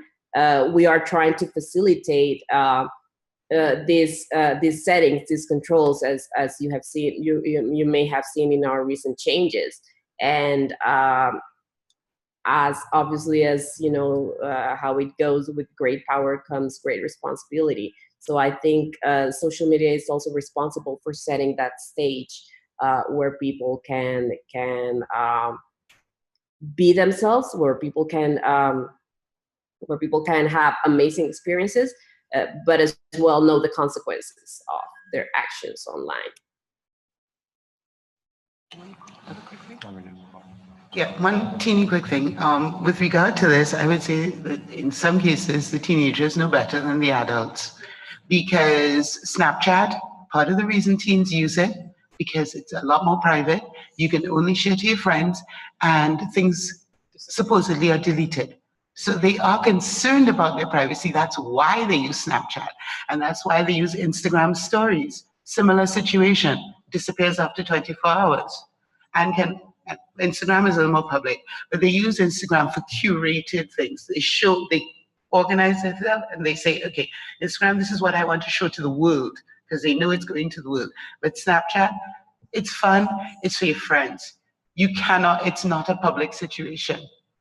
So listen to the children, listen to the teens more than the adults sometimes. All right, thanks a lot for those contrasts. Another question? It's on? Yes, okay. My question is related to what Irene was saying about authenticity just now. And in terms of building awareness of the users, what's the procedure where something inauthentic is discovered or posted? What redress does the, let's say, offended user have? And where is that procedure in the, I don't know, the user packet of information? Is the procedure direct, or is it through legal channels or government channels or whatever? That's what I'm not clear on. Thanks. Okay, and Nigel, you're directing that back to Irene? Yeah, this is a very, very interesting question, because basically the way we enforce our community centers is both through human review and of course machine learning, to scale this. So we do have, for example, channels through Facebook where you can report. For example, this has happened to a lot of my friends. They have had accounts that are impersonating them or are duplicating their identities. So what we try to see both through machine learning and through human review is the patterns of the account, the patterns of the interactions. And you can both report it, or our machine learning systems can detect it. And that's what we look at. The how frequently you post, how frequently you log in, the places where you log in from, if you're interacting constantly, the friends, the people you befriend. So so we rely on those patterns as well as report from users. In Facebook, we rely a lot on people reporting. So Anushka mentioned it as well. It's everyone's responsibility. So the reporting channels are there. So as of today, that's the way it works on Facebook. Okay, thank you very much, Irene. We have 2 questions in the aisles, and then we will be closing the line there. So I'd like to recognize our participant here who will introduce herself. Thank you, Deirdre Williams, St. Lucia. I'm a little concerned about the issue of anonymity, because some time ago at a big international forum, I was pressed onto a panel at the last minute to speak about the history of the internet. And I said how in the beginning, the anonymity was wonderful. You could say something and people could not prejudge what you meant by looking at you or listening to you. And afterwards I was mobbed by an international group of young people who said, we never thought about it like that. So I'm wondering about this anonymity, because when you get into your group, you say who you are. I mean, you identify. And how do you know who you're talking to? How do you know that this is a safe place? And I think I'm talking to Jacqueline. Thank you. Well, one of the things that's interesting about all these things is that you don't need to know that somebody is who they say their name is. You need to know from the behavior of that person that that person is what, or the kind of person they say they are. So if I'm in a group and Deirdre, you're there, but you don't say that you're Deirdre, you say you're Mary. Does it really matter if our connection is true, our connection is benign, our connection is helpful? It doesn't really matter if you're Deirdre or Mary, as long as the person who you are is true. And that's the difference between anonymity, as in the way states think of it. Oh, here's your ID number. Who are you? When were you born? And that sort of thing. Versus the truth of who you are. It doesn't matter what your name is, I don't think. So I think there's different lenses that we can look at anonymity through. Yep. Thanks, Jackie. Our participant over there, identify your name and to whom you like to direct your question. Yes, thank you. My name is Emmanuel Scheek. I'm from the University of Suriname. And this is actually for all the people on the panel and even the public. When dealing with anything, we deal with human nature. Anything we deal with people, we deal with human nature. And we've learned that human nature is to be nonchalant towards some things, especially new things, especially the youth. We're very nonchalant, and if we join a social media network or we make a new email account or we even join a new sports group or anything, we're very nonchalant and we don't read the terms and we just click accept, because who wants to read 245 pages of terms and rules and regulations? We just want to use the thing. And knowing how human nature is, knowing the nonchalance, and knowing that social control has decayed over the years, because a few years ago, around 10 to 20 years ago, if I were to do something that wasn't acceptable in a social situation, even the next door neighbor could hit me beside the head. But parents nowadays, if you would do that to their child, they would ask you, why would you do that? It's not your place. It's not your child. Who are you to be doing that? And the same goes with social media. When you see something that your child or your neighbor's child does on social media and you try to report that to the parents, one of the first questions you could get asked is, who are you to be telling me what to tell my children? Who are you to be telling me what is good and what is not? And we've seen developments all the way to child pornography, where even in Suriname, once a week, once every 2 weeks, you see a pornographic video or picture of a teen, somebody below the ages of 18 years. So what is the liability then and the responsibility of these platforms? Because they know and they have the tools and the ability to control that. And where does their responsibility start? Where does the responsibility of the parents end? Because we can only do so much. We can only control so much. But if your child knows how to make an email account. They can make a fake Facebook account. They can make a fake anything account, and they can do anything. And even if you try to control everything, you can never, because children have friends, and I can just use my friend's mobile phone when I'm out there to send naked pictures or to go on unsavory websites.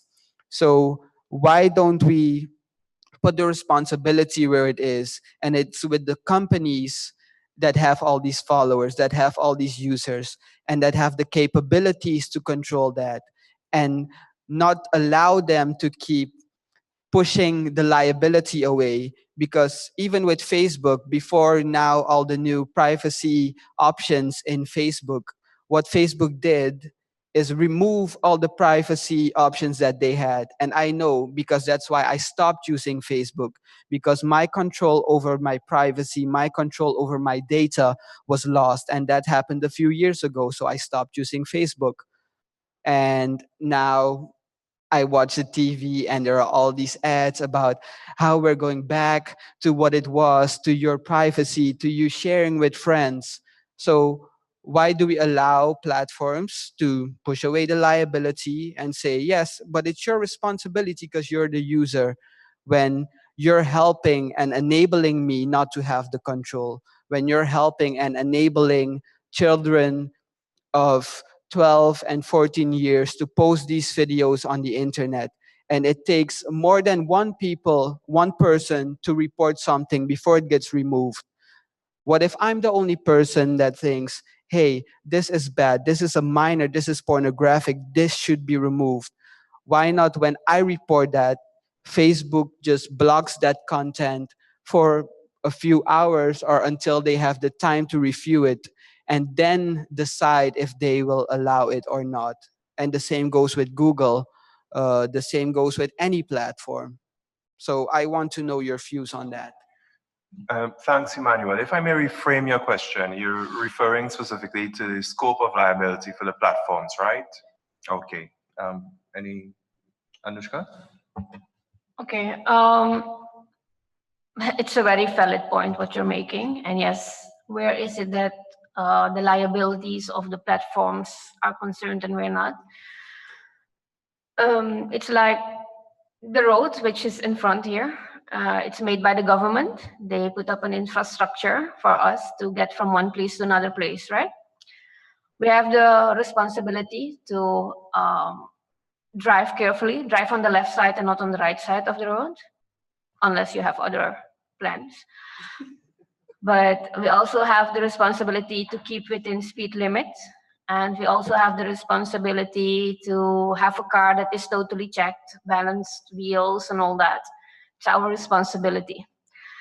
It's the same with using a platform. It's like using the street.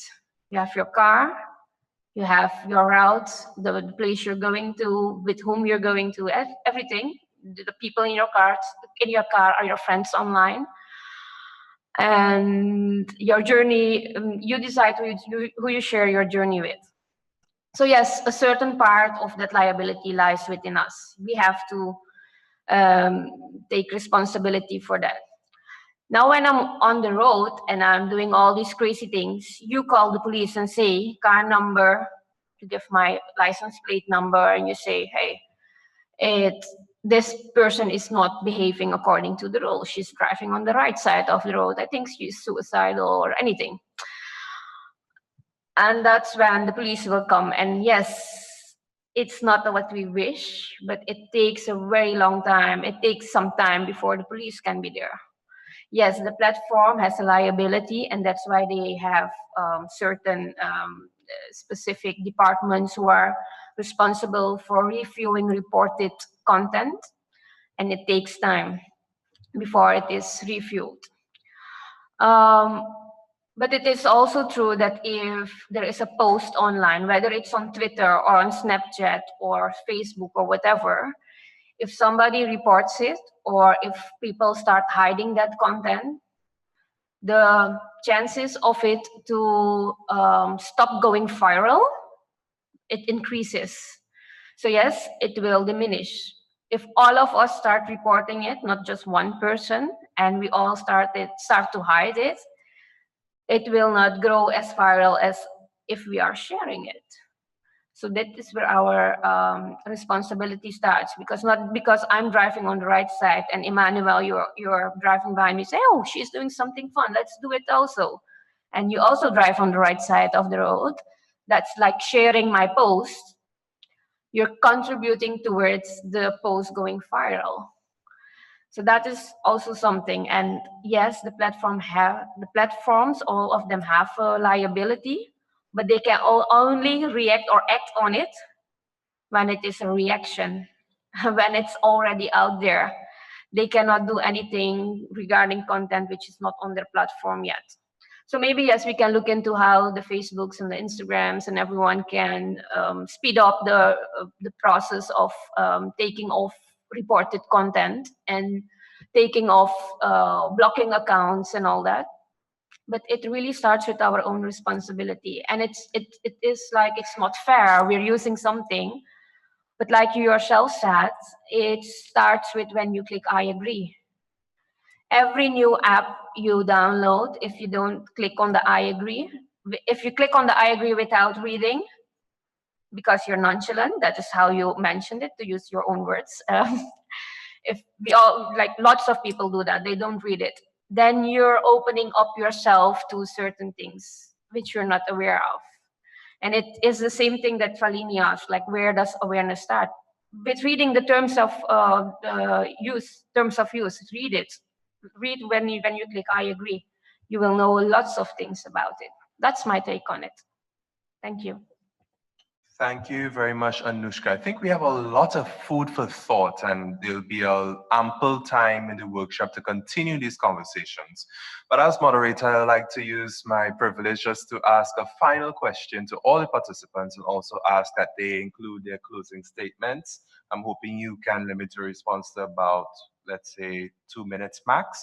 My final question to all of you is, we contextualize and aerated community responsibility. We are understanding better the platform as an agnostic tool. Are there any liabilities for public authorities? What's the scope of the responsibility for public authorities? So if you can answer that in a closing statement, I'd like to hear from you. We'll go back to Anushka this time, and then. So now he puts me on the spot. I didn't get the moment to write down the question, but also responsibility of public authorities. Look into laws and policies that protect us, like human rights laws, anything with using digital. I know there is a law in Suriname that will get enforced in a week time or so. But also electronic payments, privacy laws, etc., that those are upgraded to 2018 and not 1964. Like upgrade all those rules and regulations, facilitate awareness sessions, take into consideration if the public authorities can put into the education curriculum the digital skills we need to teach our children. I think with these 3 things, we managed to, as a public authority, to support the whole having a voice with social media movement that is now. As a closing statement, I would like to say that we have to learn, everyone, not only our children, but ourselves. We have to learn to learn. We emphasize a lot in schools and any education curriculum to learn something. Like even if we're learning someone to become a web developer, to build mobile applications, I do that all the time. So if we do that, like we learn them a programming language, don't learn them a language, learn them to learn. Learn yourself to learn, because we're living in exponential times. Today we're talking about social media governance. Next forum, we will be speaking about something else, and then something else, and then something else. So we have to learn and to adapt in a world that is constantly changing, and how to live life as a good citizen in a digital age. That's my closing statement. Thank you. Thank you, Anushka. Irene, the last question and closing statement. Yeah, I think when we speak about liabilities for public authorities, Anushka made a very good point, and I wouldn't want to repeat that, but it's very interesting to actually take into account that public authorities are also on social media now. They have public profiles. They are interacting with citizens. They are more aware of public conversations. So I think that's the perfect example and a great starting point for government authorities, public authorities, to start the conversation, for them to see the benefits, the good and the bad of social media, because it's, and here I come with my closing statement, this is definitely a balance act. What we need to find is a balance, government, civil society, NGOs, entrepreneurs, and enterprises, small businesses. What we need to find is a balance between giving everyone a voice and keeping the online world a safe place. It's a balance between free speech and safety and peace, you know, in society, just as we're seeing in countries such as Myanmar and Sri Lanka. So what I would want to point out and leave you with the thought is, we are all using social media. Governments, both for good, sometimes for good, sometimes for bad. But what we definitely need to think about is, where does everyone stand and how can we cooperate? This, I think, I applaud and I really thank this forum for receiving us, and leave you with the task of everyone thinking from their standpoint how we can all start thinking about this balance and how we benefit and where are the dangers, and find the best balance. And the best way to do this is with a multi-stakeholder, in a multi-stakeholder environment. So thank you very much, and I will leave it here.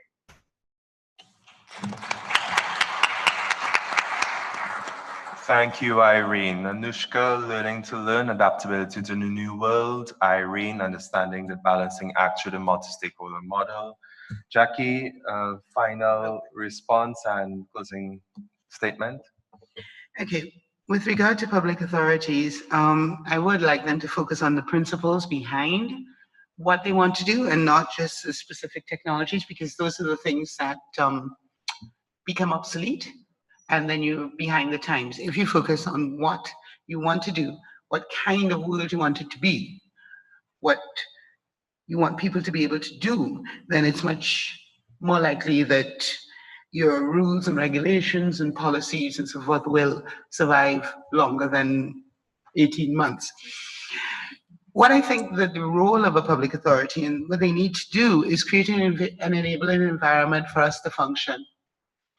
They need to make sure that we have the infrastructure or the ability to access that infrastructure, that we're educated to an extent where we can learn about things ourselves, because the government is not required every time there's a new version or a new app to make sure we learn that.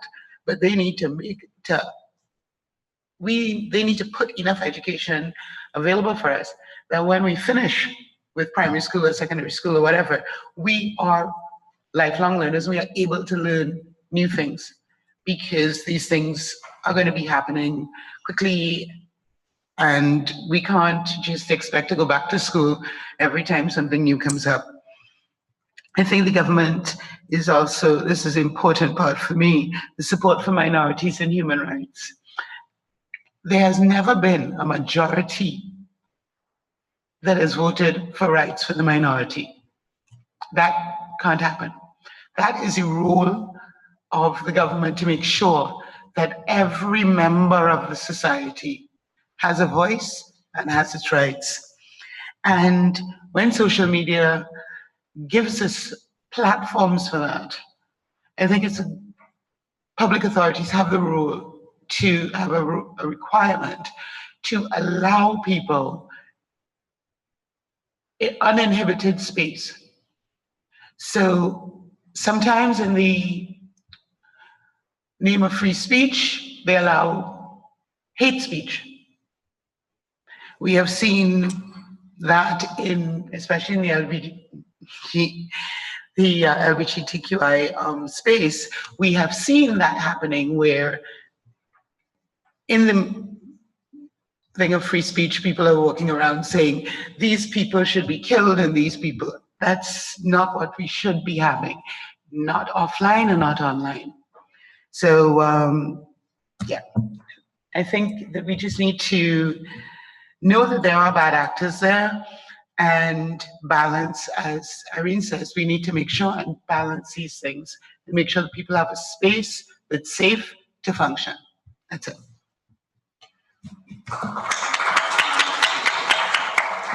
Thank you very much, Jackie. I think you struck a chord there again. This term is coming back up here at CIGF. It's the enabling environment, constructing safe space, a space where we could all coexist.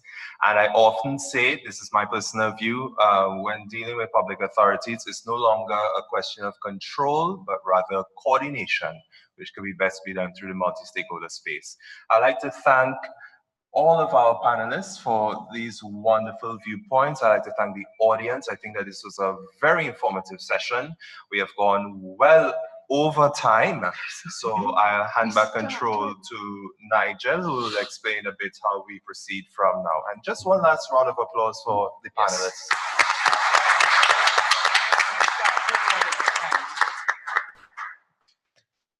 Yes, thanks indeed to Kevin and the panel. Thank you, Irene, for joining us from abroad. Yes, so we've let the conversation run because I think it was very stimulating, very interesting, and so on. And it feeds exactly into the next session, which is the workshop session. In terms of the way the time has run, we'll do it like yesterday, where we'll do it in the room here, in plenary, and we'll basically put the comments, recommendations up so that people can see what's developing. And we'll do that from about 11:30. So you please take your break now, make it as quick as possible so that we can get back in. And while all the ideas are still fresh in your head, we can get your thoughts in terms of specific actions that we can start recommending to order the use of social media in our region. Thank you. So take a break.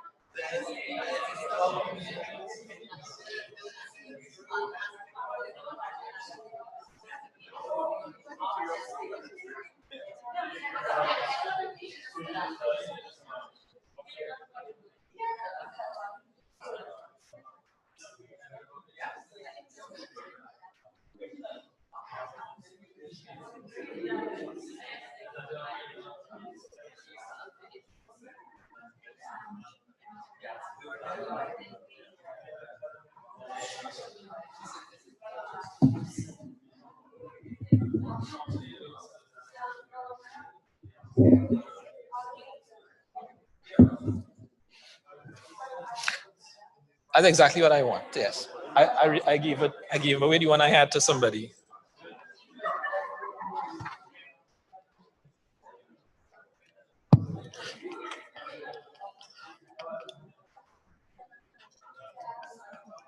All right, folks, if we could settle down and start to get some thoughts flowing.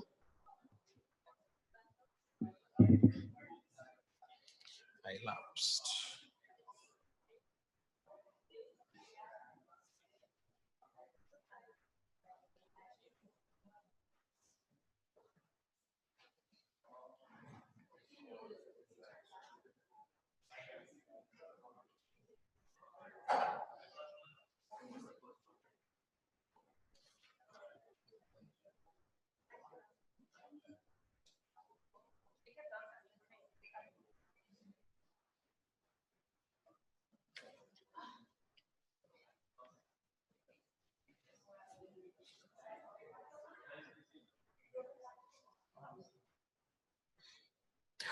Okay, so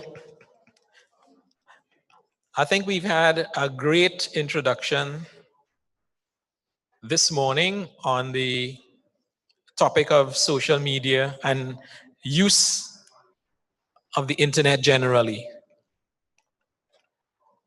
So like yesterday, what we'll be seeking to do is to identify what sort of specific recommendations, recommended policies, or recommended actions that this 14th CIGF might want to recommend for inclusion or action by our Caribbean governments in our territories.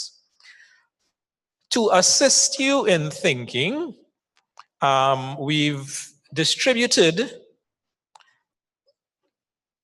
a worksheet, as it were, which sort of frames the objective of the workshop. Right? We've had comments about education and responsibilities and all these sorts of things. And if I were to read what is the objective of the workshop, and if you don't have a sheet to refer to, Garth in the back there, standing in the back, should have a few more. Garth, one here, should have a few more copies that you can get. So the relevant one right now is workshop number 2, day 3. This afternoon we'll get into workshop number 3, but we're at workshop number 2, and the subject, of course, is recommended policy interventions and responsible stakeholders for effective governance of social media. And our objective is, given the benefits, the challenges, and remedial actions addressed in the prior panel discussion, and I would say even in the earlier presentations as well, what specific policies and or actions can be recommended to effectively manage the use and benefits of social media while minimizing its unfavorable effects. And we'll be looking to you to state what you think in terms of recommendations, but in doing so, you're also asked to identify the responsible stakeholders for each policy or action recommended. So if you're talking about education, who would have a role in education? Whose responsibility is it? Is it only maybe academia or government, or is there responsibility as well on the end user? Right. So the thoughts coming from you, and in fact, well, you'll need to come to the mics to make your suggestions. We'll be recording them. Jules in the corner will be recording them, so you'll see what goes up on the board, and to the extent that you think what's up there, what has been noted, needs to be supplemented, you're invited, encouraged, and quite free to come and express your opinion. Okay. As I said yesterday, an alternative way of doing this, of course, is to break into smaller groups and so on, which basically takes a bit more time. And we are a little bit pressed for time, so we're doing it in plenary. So we ask you to be brave, be forthcoming, come on out and let's hear your opinion, and especially the locals, because we are here in Suriname, and there are things going on that I'm just discovering. So there's a lot that can be done. So please come forward now and let us know what you think.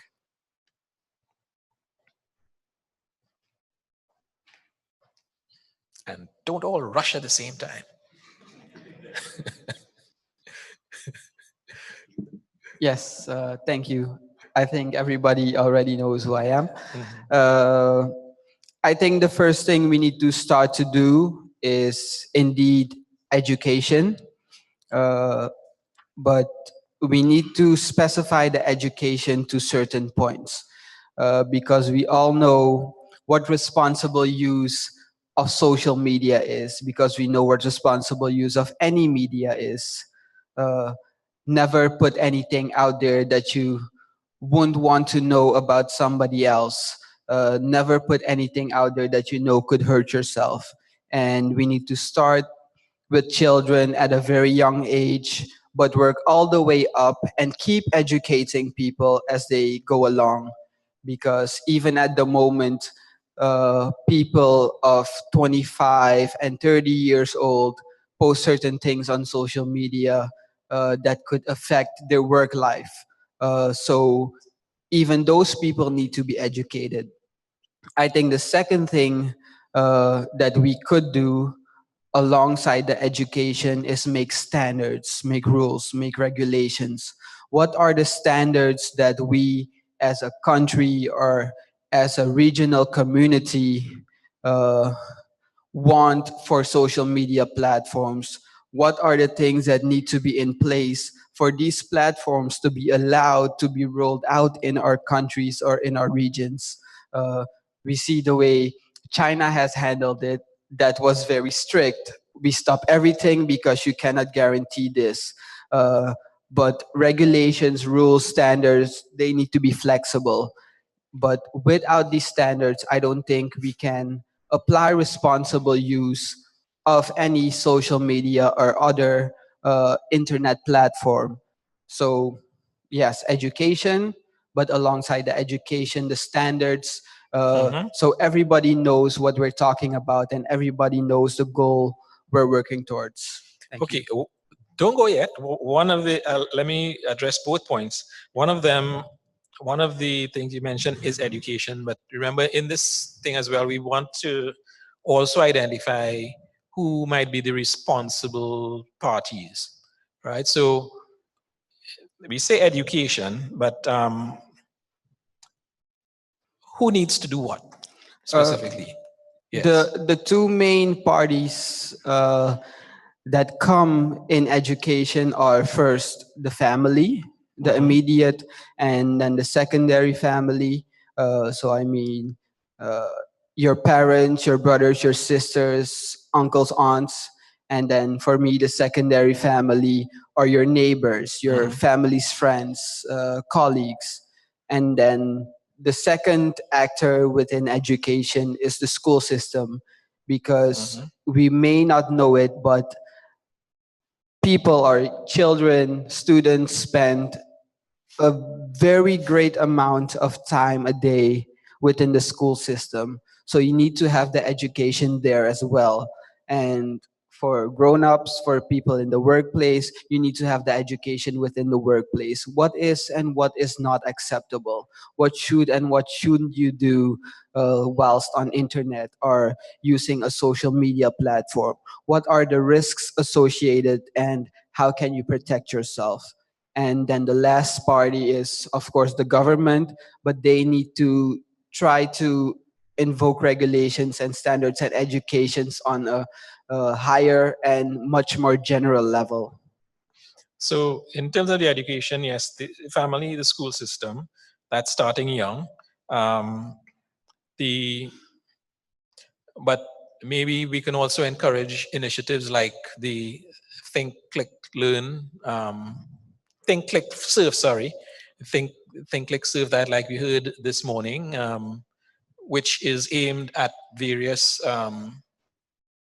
publics, you know, it's addressed to youth and adults and so on as well.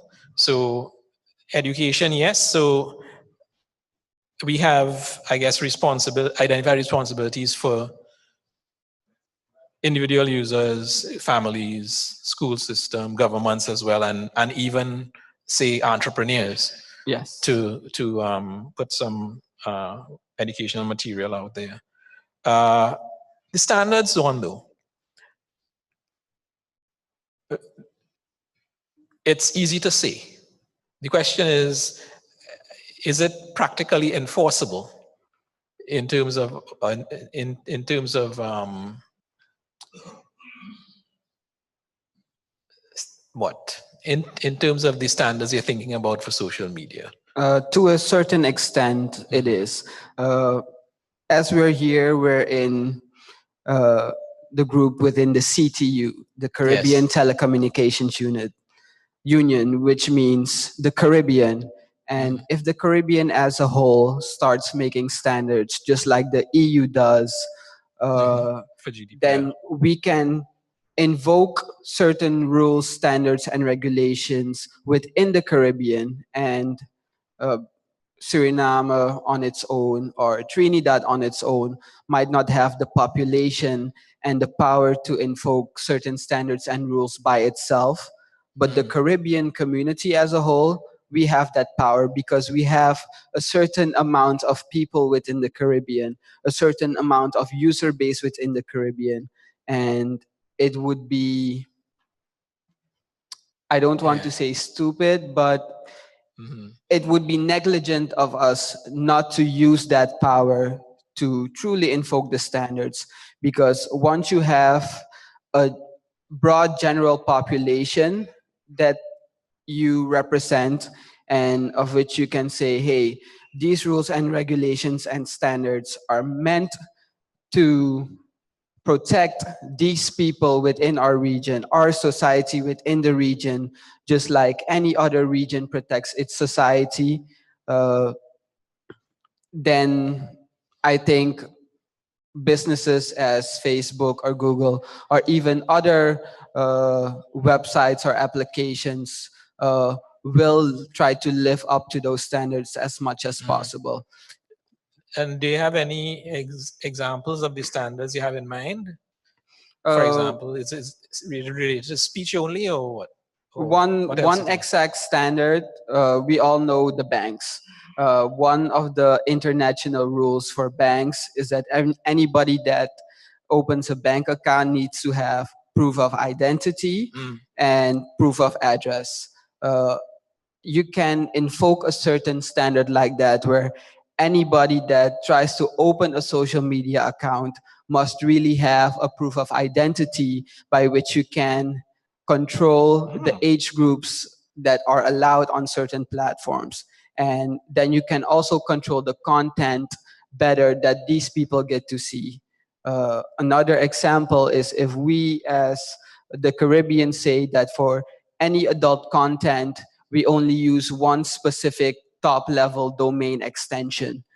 So schools and other facilities can further restrict access to certain content by blocking or allowing those adult domains. Because at the moment, adult content is on very much any domain you can name, which makes it problematic to really control that within a school setting or any other setting.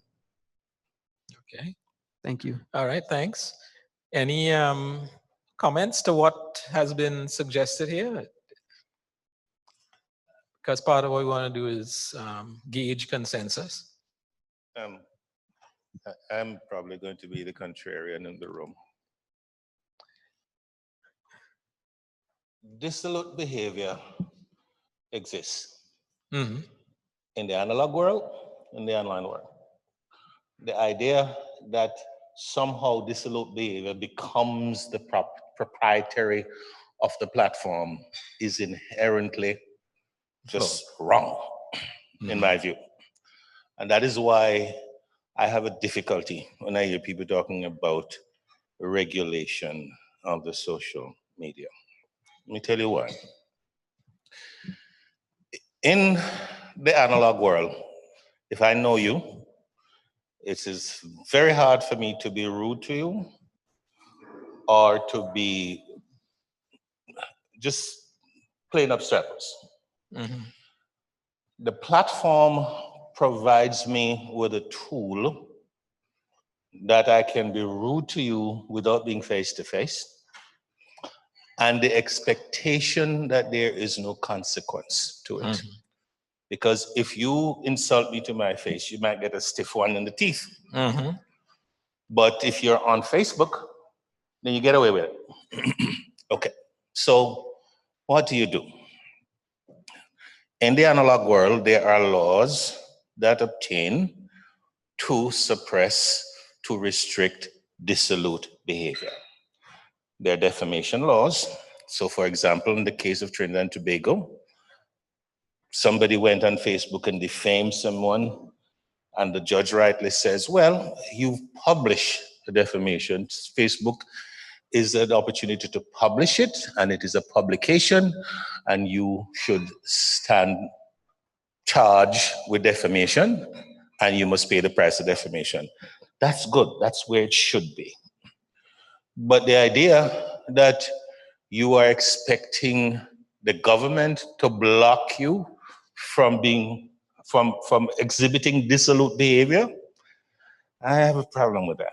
The idea that Facebook is responsible for your dissolute behavior, I have a problem with that. Because it's not Facebook. I'm not on Facebook. I'm on LinkedIn, but I'm not on Facebook. And I won't ever go on Facebook.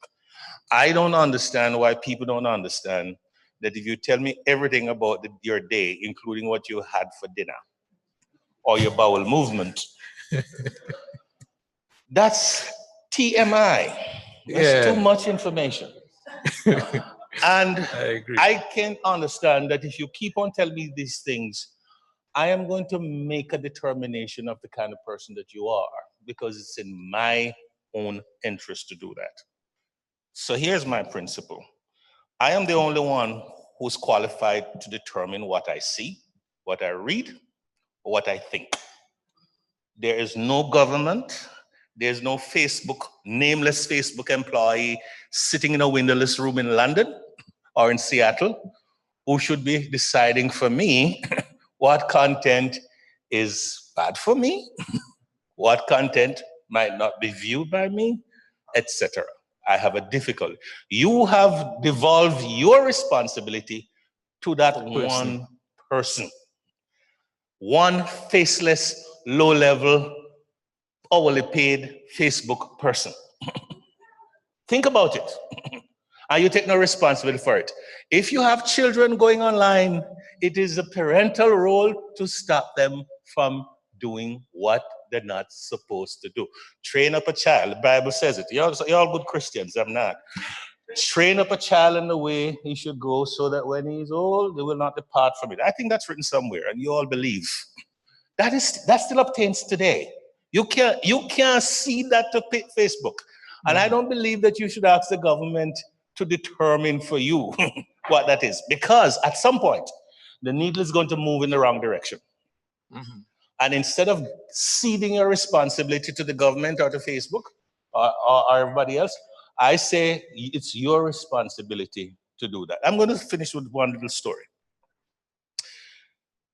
In the early days, my son was 7, and I lived in the United States. And I traveled a lot for work then. And my then wife rang me up and she said, you need to do something about it. Those days it was AOL. Anybody remember AOL? Okay. The boy got to a website and was looking at naked pictures. 7 years old. 7. And she went ballistic. AOL had a system where you could have parental control, where you have a governance. So you are on and the kid is on and you see everything they see. So you then becomes the arbiter of what they can and cannot see. But I always thought it was so intrusive. And I was arguing with her. I said, listen, if I think the boy is as smart as he is, the minute he knows that I am watching what he does, he will stop using it. I was so proud of him. The first time he realized that I was watching what he was doing, 7 years old, he stopped using it. He stopped. And they said, what? I said, even at this age, he probably figured out that there is an intrusive, it is intrusive and there's a right to privacy. I said, he can't even articulate it. But he knew intuitively that there was something wrong with that. So he stopped using it at 7. You know what he would do? He walked to the library. This is exactly what's going to happen. You put it here, instead of walking to the library to do it outside of you, they use a VPN. Right? So that's the point I wish to make. It is futile to talk about regulation of social media when the technology itself gives you the capability to end run it. Whatever you put up, they can end run it.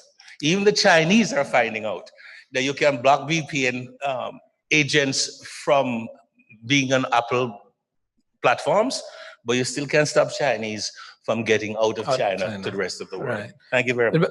Just before you go, I have a question related to the example you drew about the Trinidad case. Yes. And it's relevant to standards, and the previous speaker spoke about maybe to get a social media account, there should be some sort of identity check. The question is, how was the judge able to be satisfied that the defendant in front of him was the actual perpetrator? Oh, yes, there are several ways to do that. That's where the personal identifiers come into play, because there are loads of things.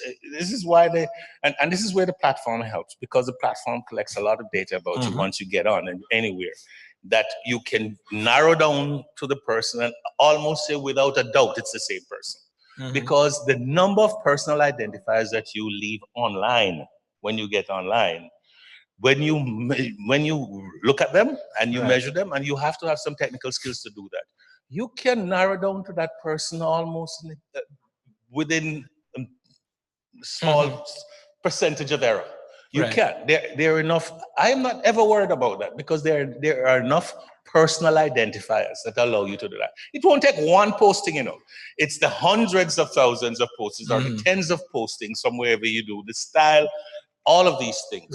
They can be tracked back. That's not a problem for me. So what the judge did, though, was recognize that there's a fundamental defamation law that will deal with this. And he didn't get into the business of, well, what the Facebook platform was responsible and all that. He just said, look, it was a publication. You defamed the person. We have a law of defamation. Here's what defamation says. You're liable. Done. No, I like that point. I take that point, and to my mind, to the extent that we can apply the analog standards to the digital world is fine. The challenge then becomes, okay, so how do we properly identify who did this? The challenge and that's is where the standards should come in. And we already spoke about the PIIs. There are hundreds of identifiers, linked and linkable, that you can exploit to identify someone unerringly. So, linked, they're linked data, and there's unlinked data. But you have to have the technical skills to process that data. Correct. But it's out there. It's there. And it can be had. Even the VPN, you can track it back. Because if you know what the VPN is, the person who took that VPN would have to at some point been in Clear Channel to ask for the VPN.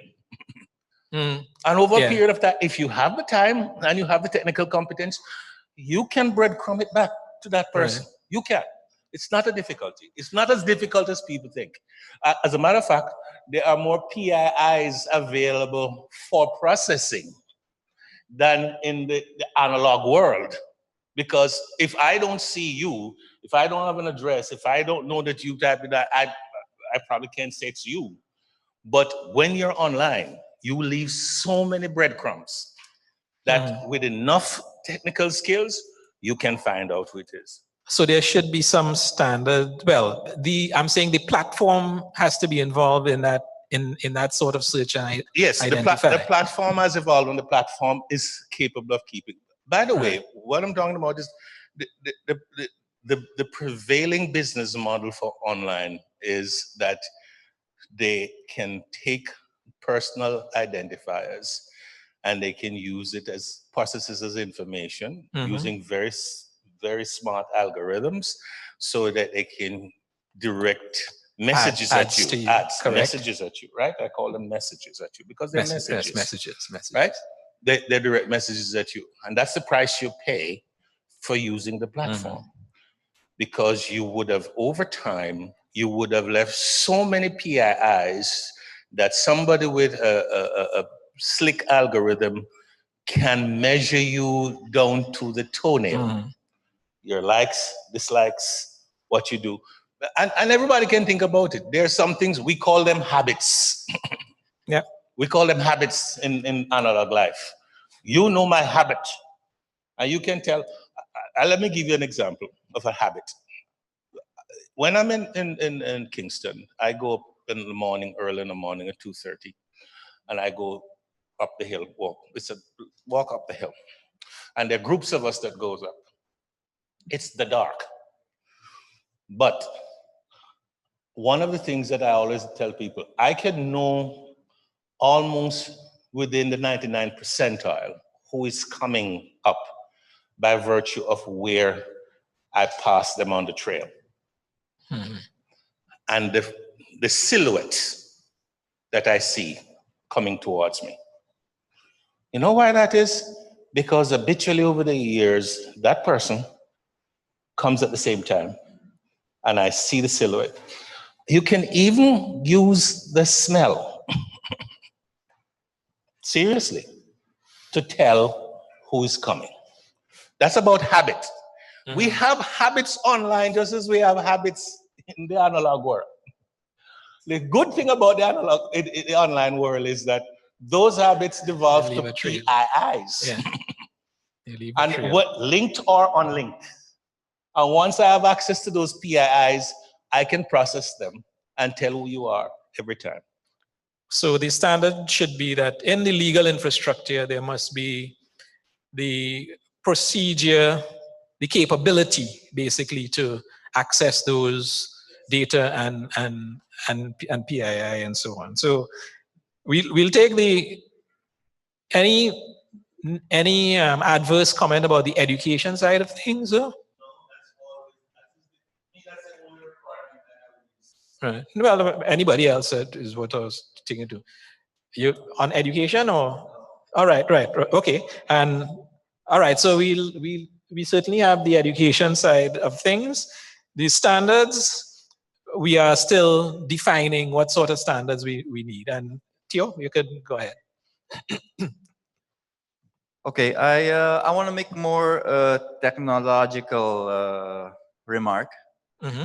Because when we're talking about social media, we're actually talking about 3 or 4 apps owned by 2 publicly traded companies.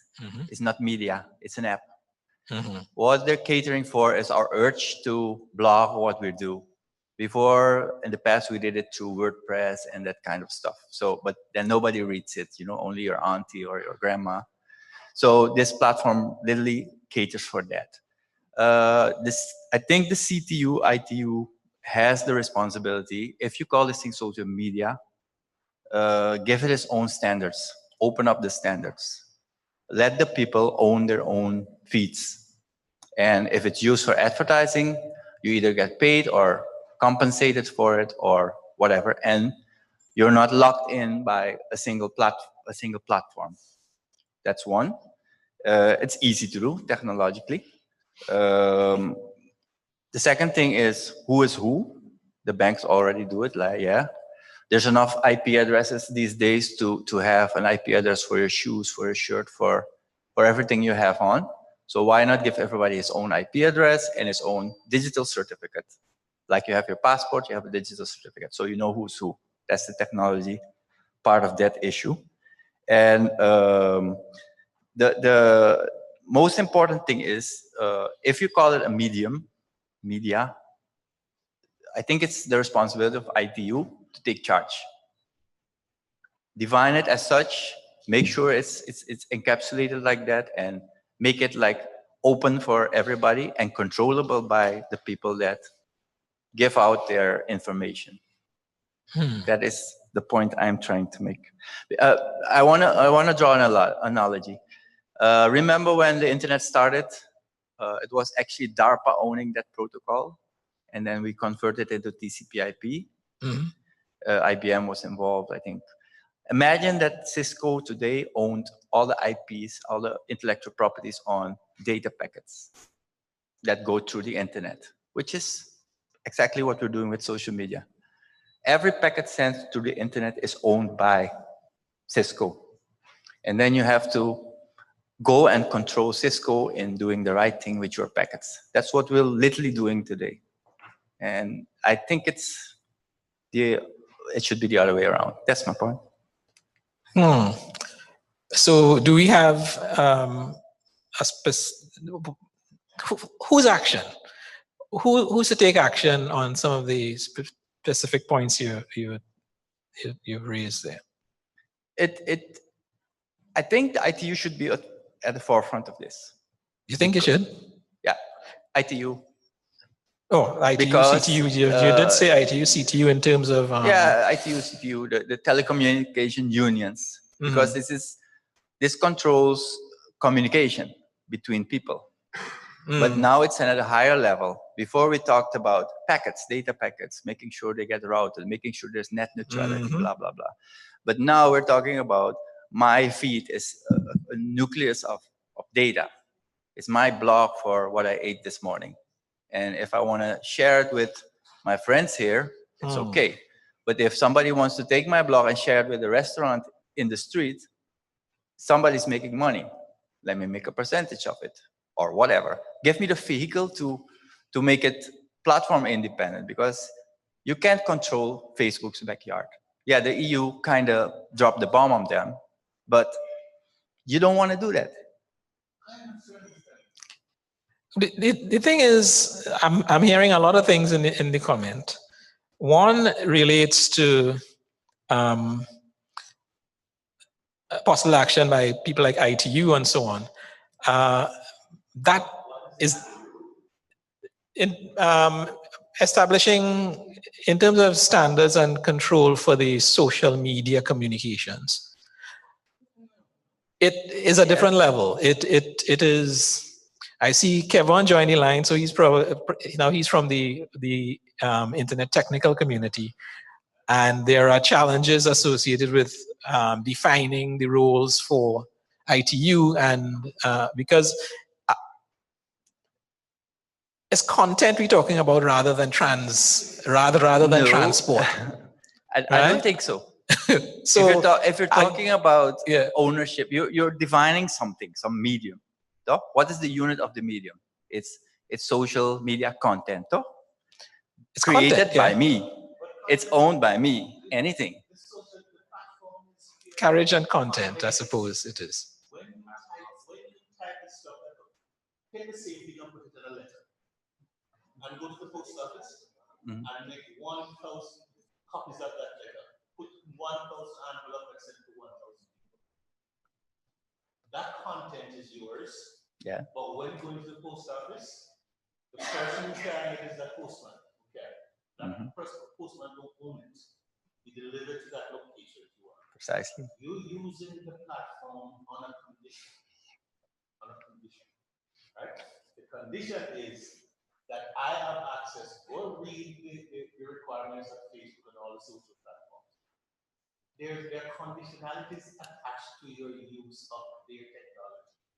You willingly give them authority to make use of that content. You do. Yes. Yes. So you can get around the responsibility that you have if you want to use their platform to agree to what they're asking. That's the problem. You're calling the platform social media. If social media is such a big thing today, you make it into its own entity. Because you can't control a platform while you, like bank transactions. Bank transactions it's in itself defined. It's defined by an encryption key. It's defined by a source and a destination, etc., etc. It's unified. It's designed. It's before it was like between my bank and your bank. Now it's unified. So my strategy is, or my advice is, make it into something. Into something, an entity, something, so you can control it. You can't control it the way, like you say, in somebody else's backyard. It's interesting what you say, but you remember you started off saying what we call social media is really 2 or 3 apps. Yeah. Right. Once you say apps, it's content. It's not. Yeah. It's not transport. It's not telecommunications. No. It's content. It's right? not controllable. The thing is.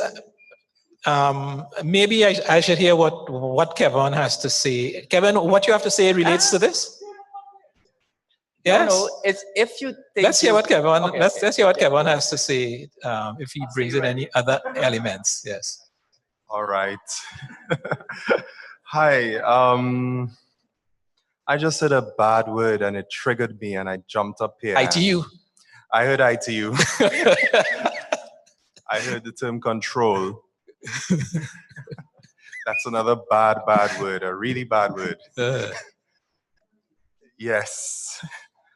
Bad memories, because insofar that we are talking about the ITU, we are now in 2018, but without a proper appreciation of what the evolution of the internet governance ecosystem has been.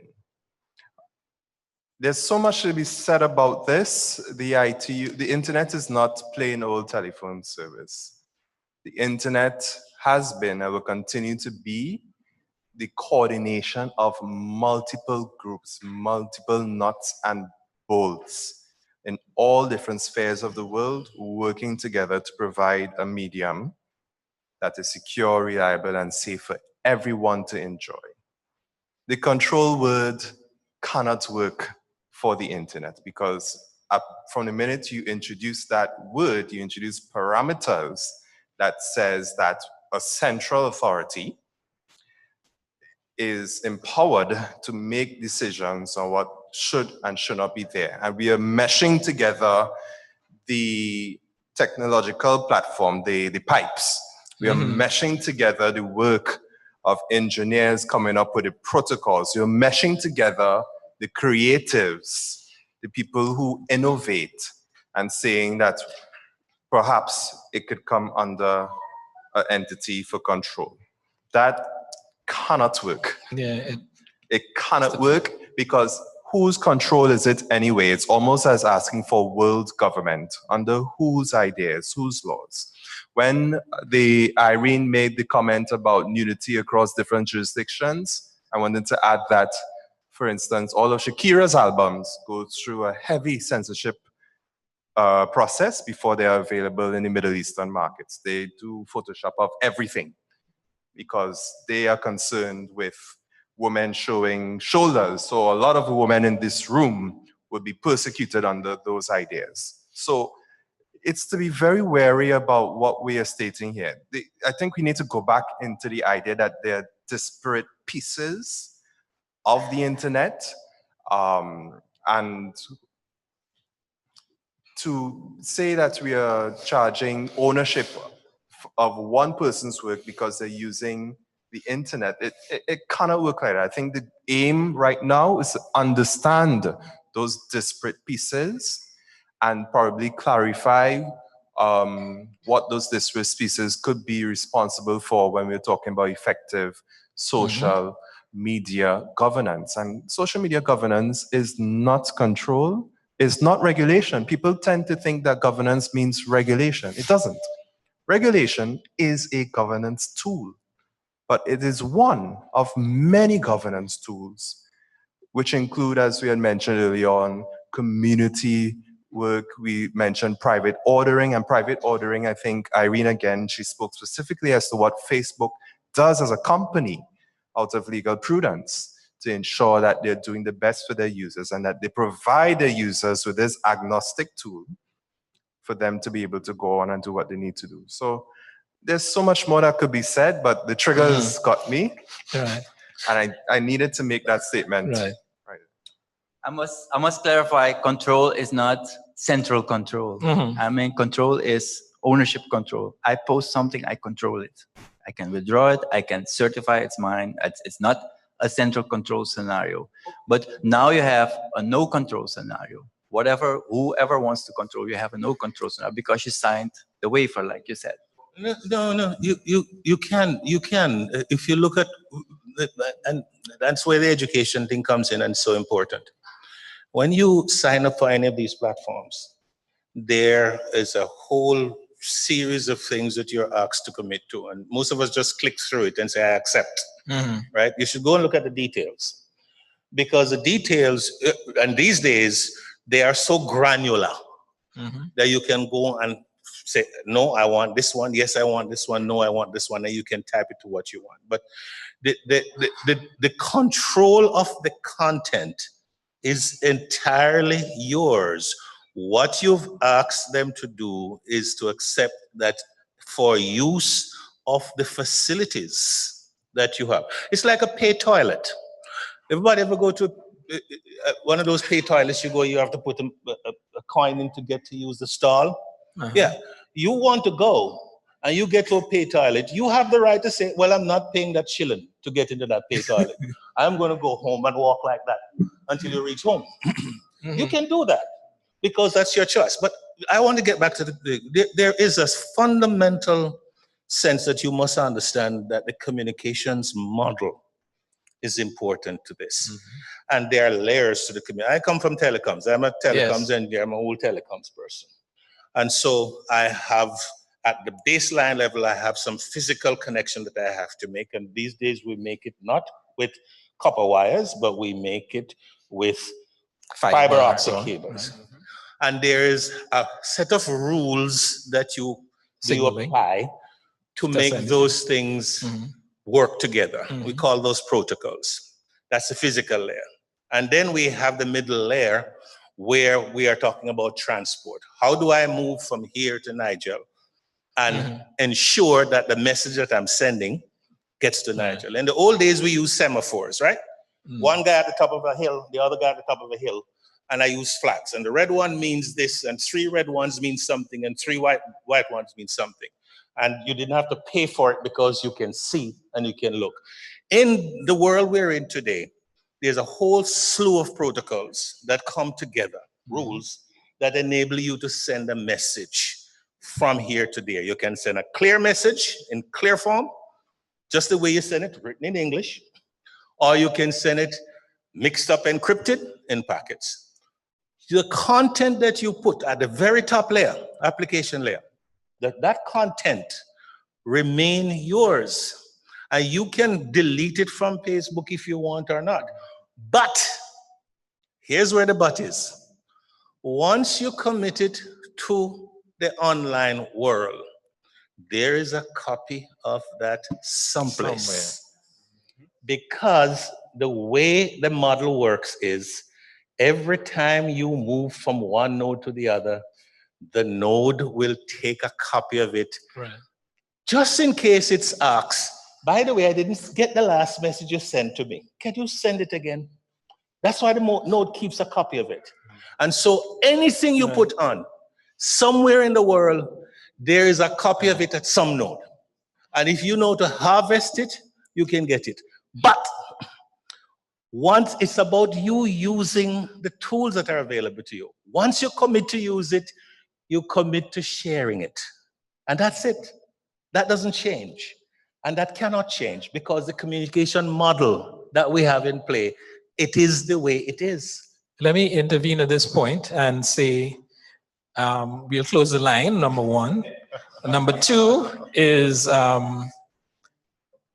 it's clear that we have to continue dealing with social media in future fora, because as you could see, is a lot of complex relationships and interworkings that are at play here. So we're going to have to explore that some more. And you know, in this short workshop intended to crystallize some common thoughts, I'll say that didn't work out. But given the limited time, I will close the line and let's hear what additional comments we get here. Thanks, Nigel. Just 2 quick precisions to what I had commented earlier. I am not a lawyer, but I love the law and quite familiar with internet law aspects. Probably as an example as to what we could be looking for would be taking what happened when you had all of the debate on GDPR compliance. There's a specific practice in internet law called browse wrapping agreements, which simply state they have on very fine print at the bottom of a page all of their conditions, and by the user continuing to be on that page and clicking to download whatever application that page offers, the user agrees to the terms. That provoked a lot of dialogue, a lot of debate, because it felt that the user, what basically the lawmakers were saying is that the user isn't sufficiently informed. Is not informed consent. Does not sufficiently express his or her consent to those terms, because you entice them with this download. You reduce the fine print, for which there is no standard on what size your fine print is or what color the font should be. and then you give them the illusion that they're getting a service, a free service, and that they fully understand the terms of that service. And therefore, one of the points of GDPR compliance is click wrap, whereby you're looking at explicit pop-up information about the terms of the service, and you have to explicitly agree to that pop-up information. And some of them have it to the point where you can't just click agree, you have to scroll through. Right. So there's a record of you scrolling through. Right. How well is your capacity to read and interpret is another issue. But at least you would have scrolled through, gotten to the bottom, and then express your consent at that time. Right. And you could probably say, we can say awareness, users need to know what's on a page, but we could probably look at small nuanced approaches like that. That does not speak to control or ownership of content on either side of the fence there. It's a different type of intervention that the European data protection authorities were looking forward to. So I'm putting that example there to talk about how we need to massage this topic and look at some more details of what we mean by improving social media governance. Thank you. So I think he supports my statement that we need to explore this a lot more. Shunan. Yes, whenever we are talking about, for example, social media, people might think that, for example, let me just mention one application, for example, that Facebook, that that's the internet. But Facebook is not the internet. It's one of the applications. So that is why I just would like to highlight a bit what Carlton already did mention. I think it's very important for us to understand what we call the 3 operational layer of the internet. So if we don't understand that, most of the times when we have internet governance, let's say fora, we focus, let's say, on this model. We didn't do it this time, but it's very important for us to understand the first thing that we need to do to have is what we call a telecommunication infrastructure. Without telecommunication... Right. It was in my initial presentation on Monday, where we had the telecommunications layer, we had the IP layer, agree. and then we had the content layer. Yes, okay. Yes. So the first thing we need to have, let me just highlight again. So we need to have a telecommunication infrastructure, be it wired, wireless, satellite communication, that's not important. And once you have that, then you go to the second level where we have the domain name system up and running. And then the highest level where we as human beings interact with the internet, where we have all these applications. And in all these layers, because I've heard, for example, ITU, for example, ITU is a friend, there's nothing wrong with that. But ITU deals with, for example, telecommunication standards. And you have, let's say, other organizations such as the IETF, Internet Engineering Task Force. They are dealing with all the internet-related standards. I'm talking here, I'm just in front here of a microphone. This microphone also does have a given standard. So we have the internet also does have a given standard. That's the same with, let's say, telecommunications infrastructure. So once we know this, and then we know exactly at what level we are talking about, and then we will not be confusing discussions that we're having right now. Deidre? Yes, thank you.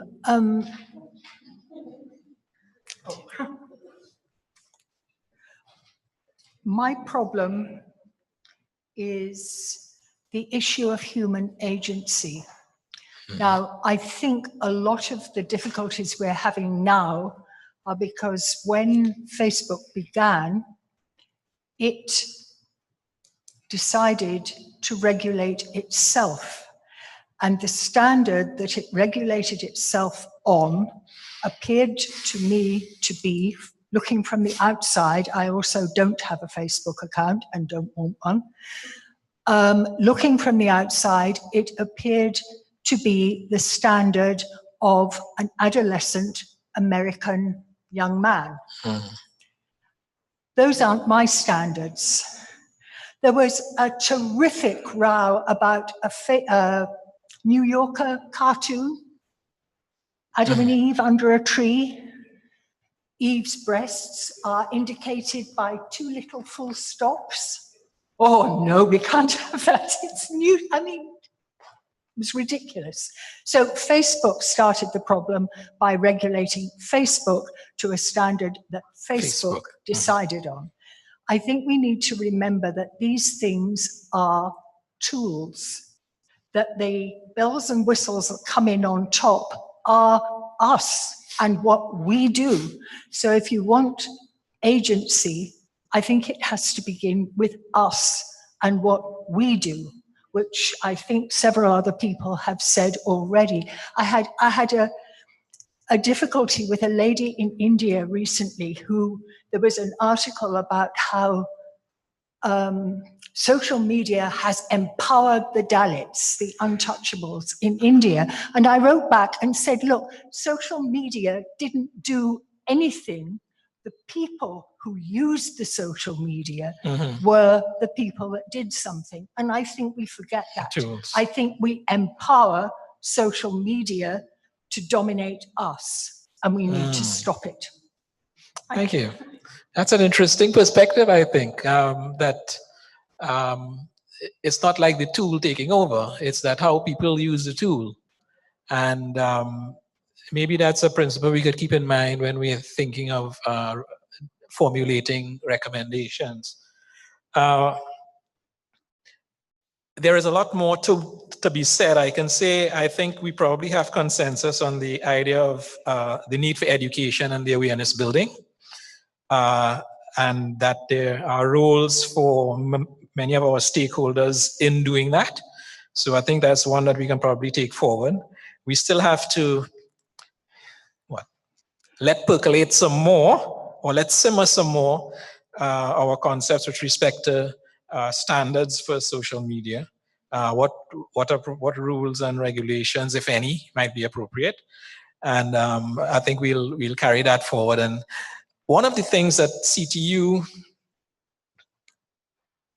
has promised to do is basically keep the conversations going via online fora on our website.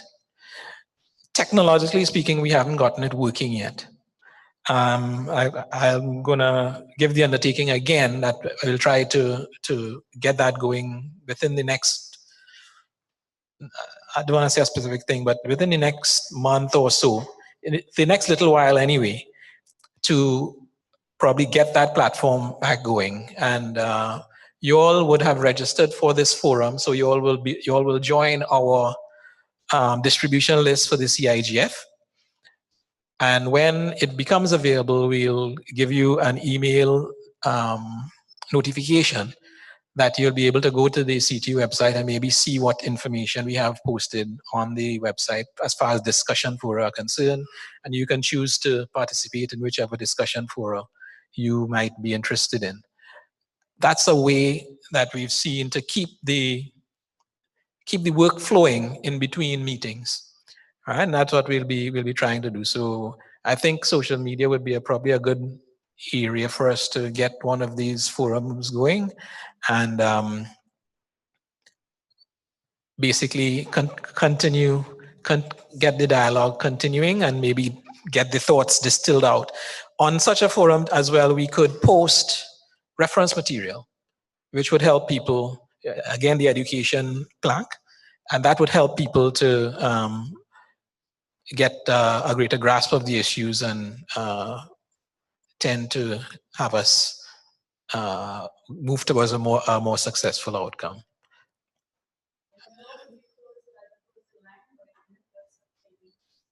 You only just see online something.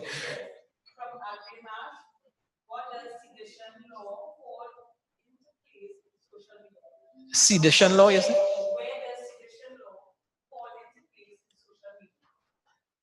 Well, I think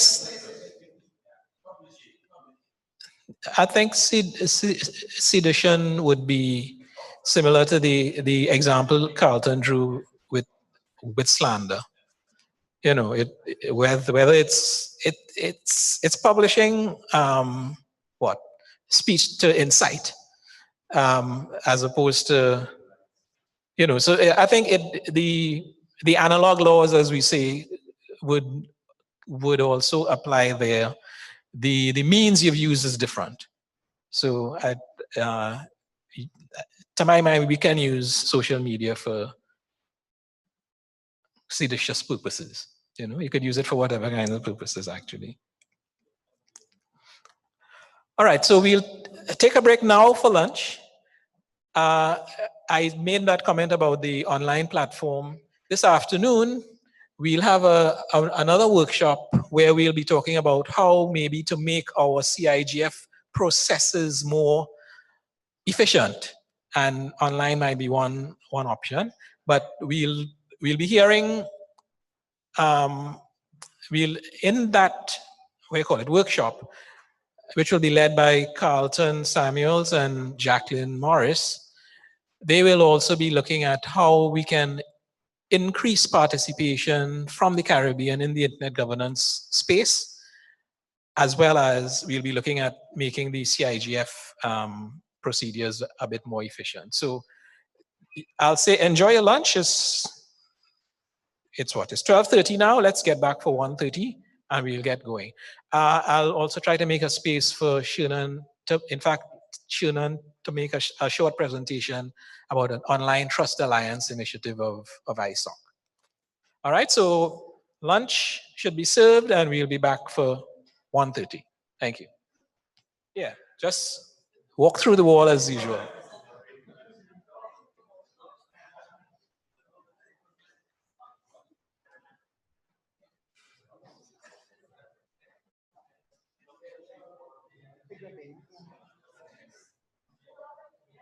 Huh?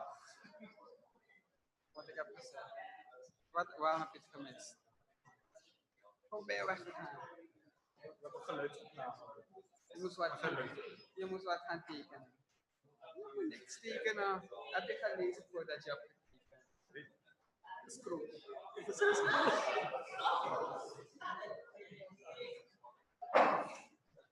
Nee, wat ik zeg. Kijk, laten we lopen.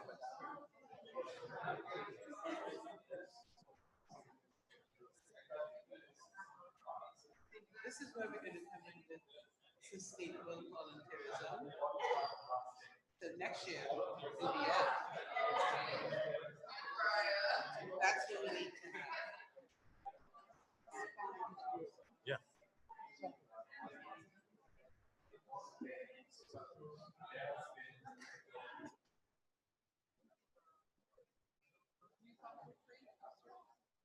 I'm here now. Do you have a fun? I'm here now.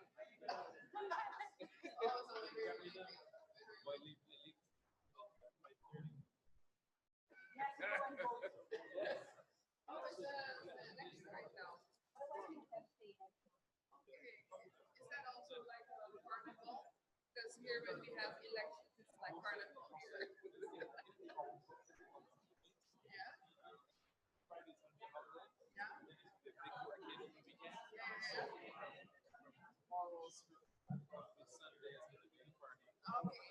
Just like Brianna, indoors.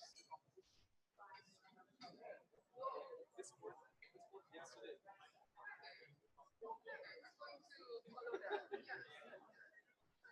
It's crazy. You should have to come to see some stuff for yourself. Especially on the youth. Yes. Yeah. They're very proud. They're very proud. I'm also proud of her. Yes. I think she has some sort of somewhere far back. Yes, you're a little much. Again? Yes. This food is not good enough for you?